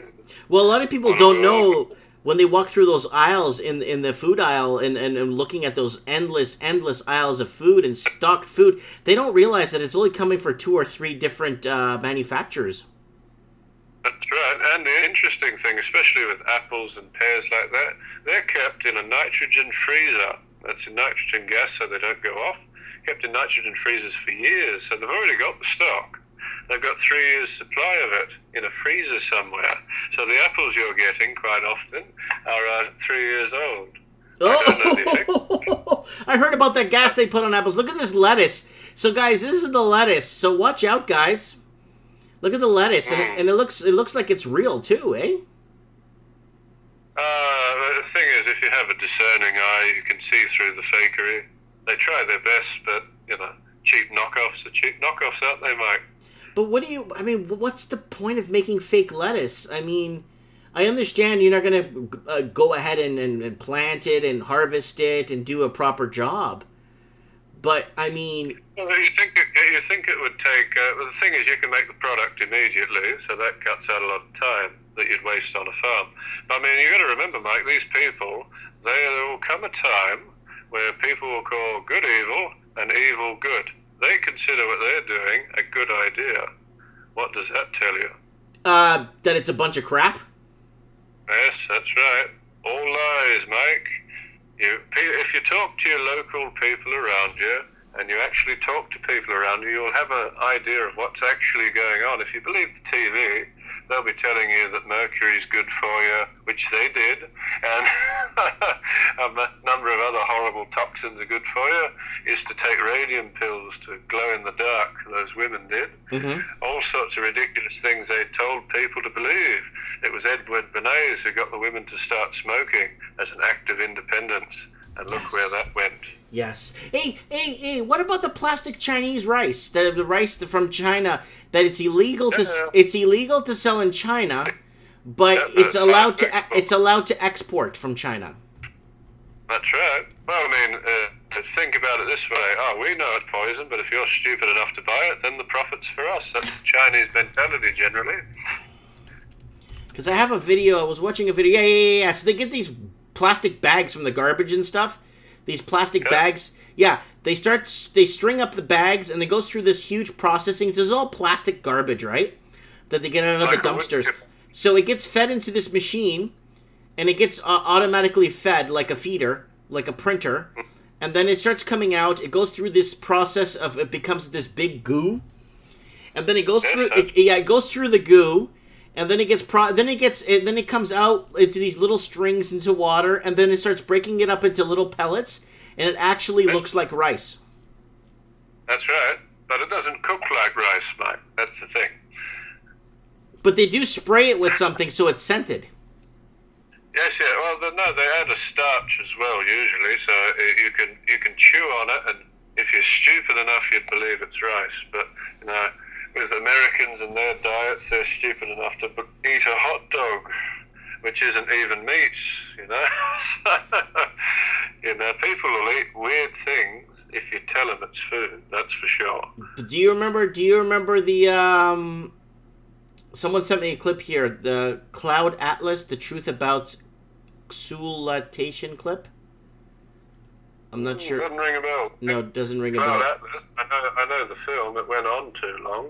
Yes. I was very uninterested. But based on a good novel series, but they ruined it, like they do with most things in Hollywood these days, Mike. Hold on, Kev. Oh, there's the race coming out. Kevin Thompson wanted to say something to you. He says that he loves hot dogs.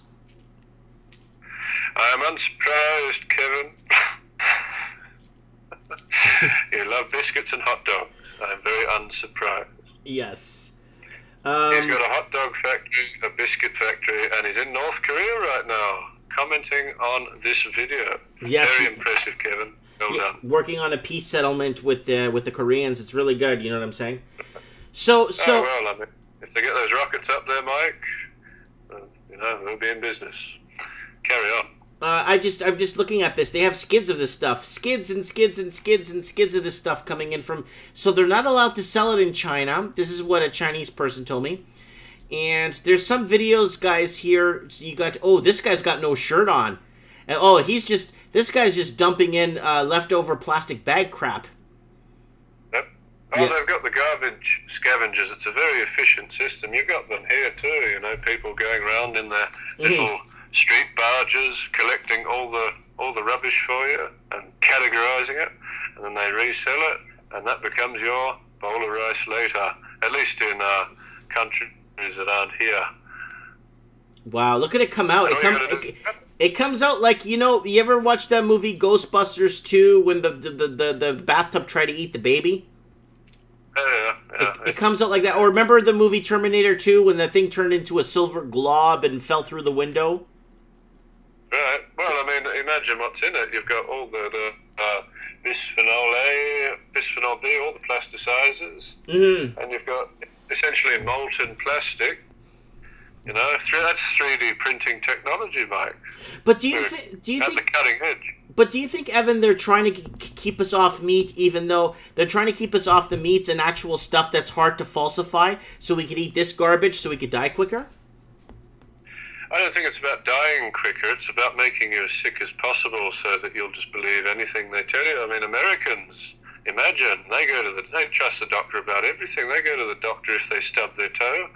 They go to the doctor if they've got the sniffles, and then they're taking statin drugs, which are supposed to lower your heart attack percentage by less than 15%, but it wrecks all your organs guaranteed. So, I mean, people are pretty dim.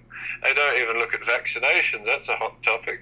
Don't get me started on vaccinations, mate. We'd be here all night. Yeah, no, we'll do a whole vaccination show on that one day, just so we could cover some of it. And I might get shut down though, so I gotta be. Oh, that's the thing. Got to be a bit careful about certain topics, I suppose. Yeah, like global warming, you can't go against it. You can't go against a lot of things, But they haven't attacked us yet on food, so it's. I mean, we could. Food is like, so there's quite a few videos, guys, out there, how to identify between fake rice. If you type in Canada, there's lots of Chinese fake rice in Canada. Yeah, even what's his name? Max Kaiser from the Kaiser Report was talking about the delicious fake plastic rice from China. It's in Canada, it's in California, it's in yeah, and the Chinese did a good job counterfeiting perplexed Canadian plastic money.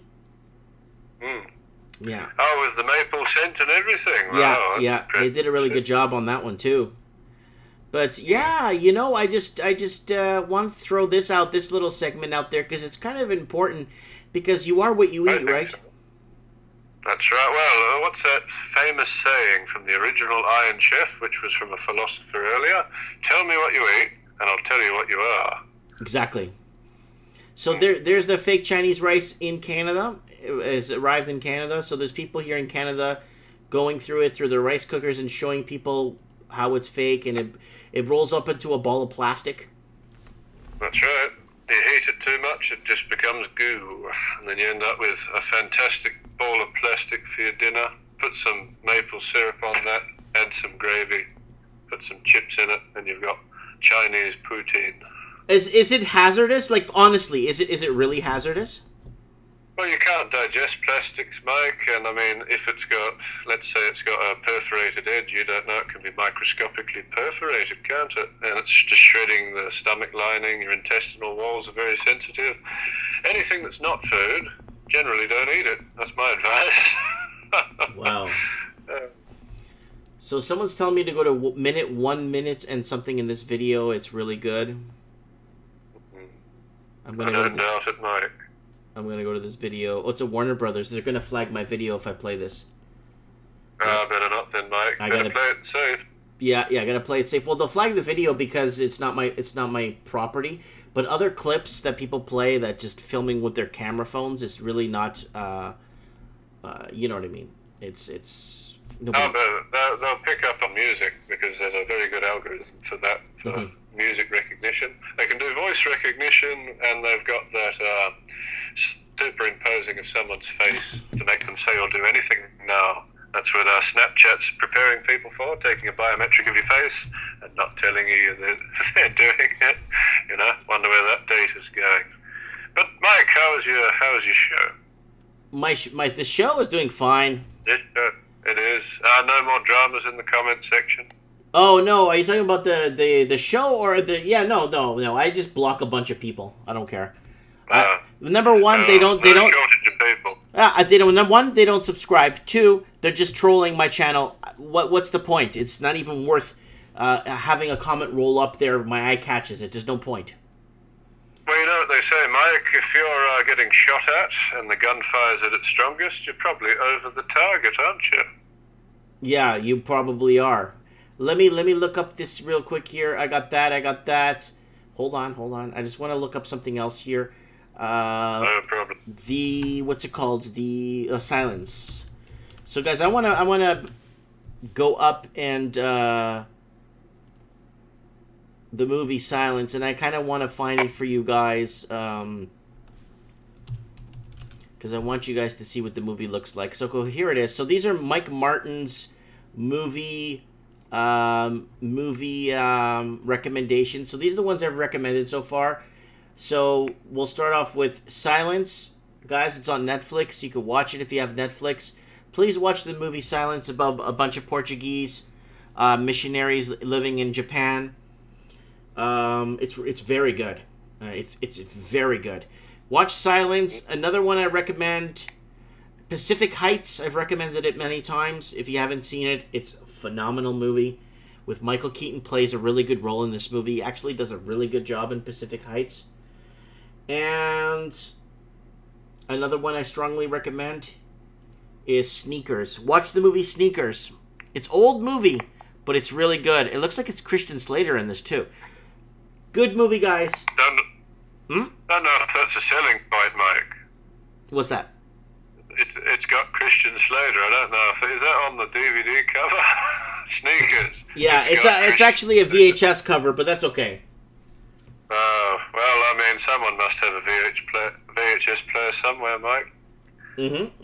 And someone's commenting again, they are selling us fake food, and what does the government do about it? Nothing. Of course the government's going to do nothing. Well, they're complicit, you know, of course. Well, what did you expect the government to do? They don't work for you. They're terrified of you. You can think for yourself. They're in trouble. Because you'd see straight through all their lies. That's my recommendation. Eat real food and think about it. Someone's saying I have Sneakers on Laserdisc. Okay, Matt Guy, have you seen the movie and did you like it? Is it good? Is it worth the recommendation? Remember, it's from the.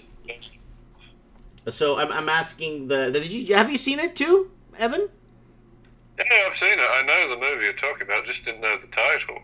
Okay. Most of it's inside an office with what's his name? Dan Aykroyd staring at the screen with a pensive look on his face. That's most of the film, but it's very good. All the cloak and dagger. But do you like how they kind of foretold how things will happen? They tell you the truth in film. They always tell you what they're going to do well ahead of time. Here's a good example, Terminator 2. You brought it up earlier. Right before the Optimus Prime-looking truck hits the underpass, it says, "Caution, 9 feet and 11 inches." That's interesting. Why would they have that specific number on an overpass? Very good question. And it's in everything. It's in many films. 9/11. Well, popular time for them to do things. Mm-hmm. If you look at the calendar of 9/11, so many revolutions, attacks, and shocks are on 9/11, one of their ritual days. So how far are we from Minority Report predictive programming? Well, that's not really. They've already got that. It's just whether or not they're going to justify the enforcement of it. You know, they can accuse you for anything. It's not really whether or not you committed the crime anymore. It's whether or not they think you committed the crime, or whether or not you've admitted to the crime to the police off the cuff. There's a very good presentation. It says, "Do not talk to the police." And it was done by a defense attorney, and it's very, very good. He explains everything you should do, and it's sum it up. Don't talk to the police. Don't admit anything. Don't say anything. They'll use it against you. Mm-hmm. And they do all the time in court. They'll take the recording out that they said they weren't recording, and that's the end of you. Okay, I got one more movie I want to recommend. I got one more movie. This one. All right. The 13th Floor. Oh, yes. I love this movie, guys. If you haven't seen The 13th Floor, please watch The 13th Floor. It has a lot. It also, again, it makes you think. Once you don't spoil the movie for people that haven't watched it, but you know what, Evan? This movie made me really think outside the box when I saw The 13th Floor. I could see why, but I can't spoil anything, so I can't say any more, Mike. But I really recommend The 13th Floor, guys, if you haven't seen it. I'll play the trailer here. The trailer is just phenomenal. But unfortunately, Mike, I am being motioned to depart, so perhaps I will call it for this evening, but it was a pleasure. Yes, Evan, we'll get you on next week if you're free again, and you'll be our truth expert. Thank you very much, Mike. I hope your show was wonderful. Thank you so much. Have a good night, Evan. See you later, eh? Goodbye. So that was our truth analyst, Evan, on the show. And one more before I go, guys. The 13th Floor, guys. If you can, watch this. Please watch this movie. It's about this guy who created a system where he could download himself into a reality. So he downloads his subconscious, and then he wakes up in the 1930s. But they created this 1930s software. So this is not real, but he's living in there as it's real. And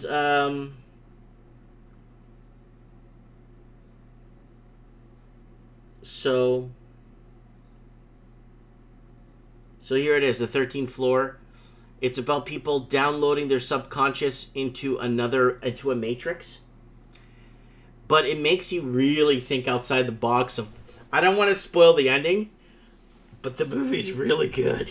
So if you haven't seen it, it is... I don't know if it's on Netflix. I don't think it is, but it is available on YouTube Movies. It is available, I think, on Amazon Prime. If you have Amazon Prime, it might be on there. But it's yeah, I don't want to spoil the movie, but basically, it's a strong recommendation for me, guys. So here it goes, guys. Again, people watch the movies. I say Sneakers, Pacific Heights, Silence, and The 13th Floor. If you haven't seen any of those, please watch. Please watch.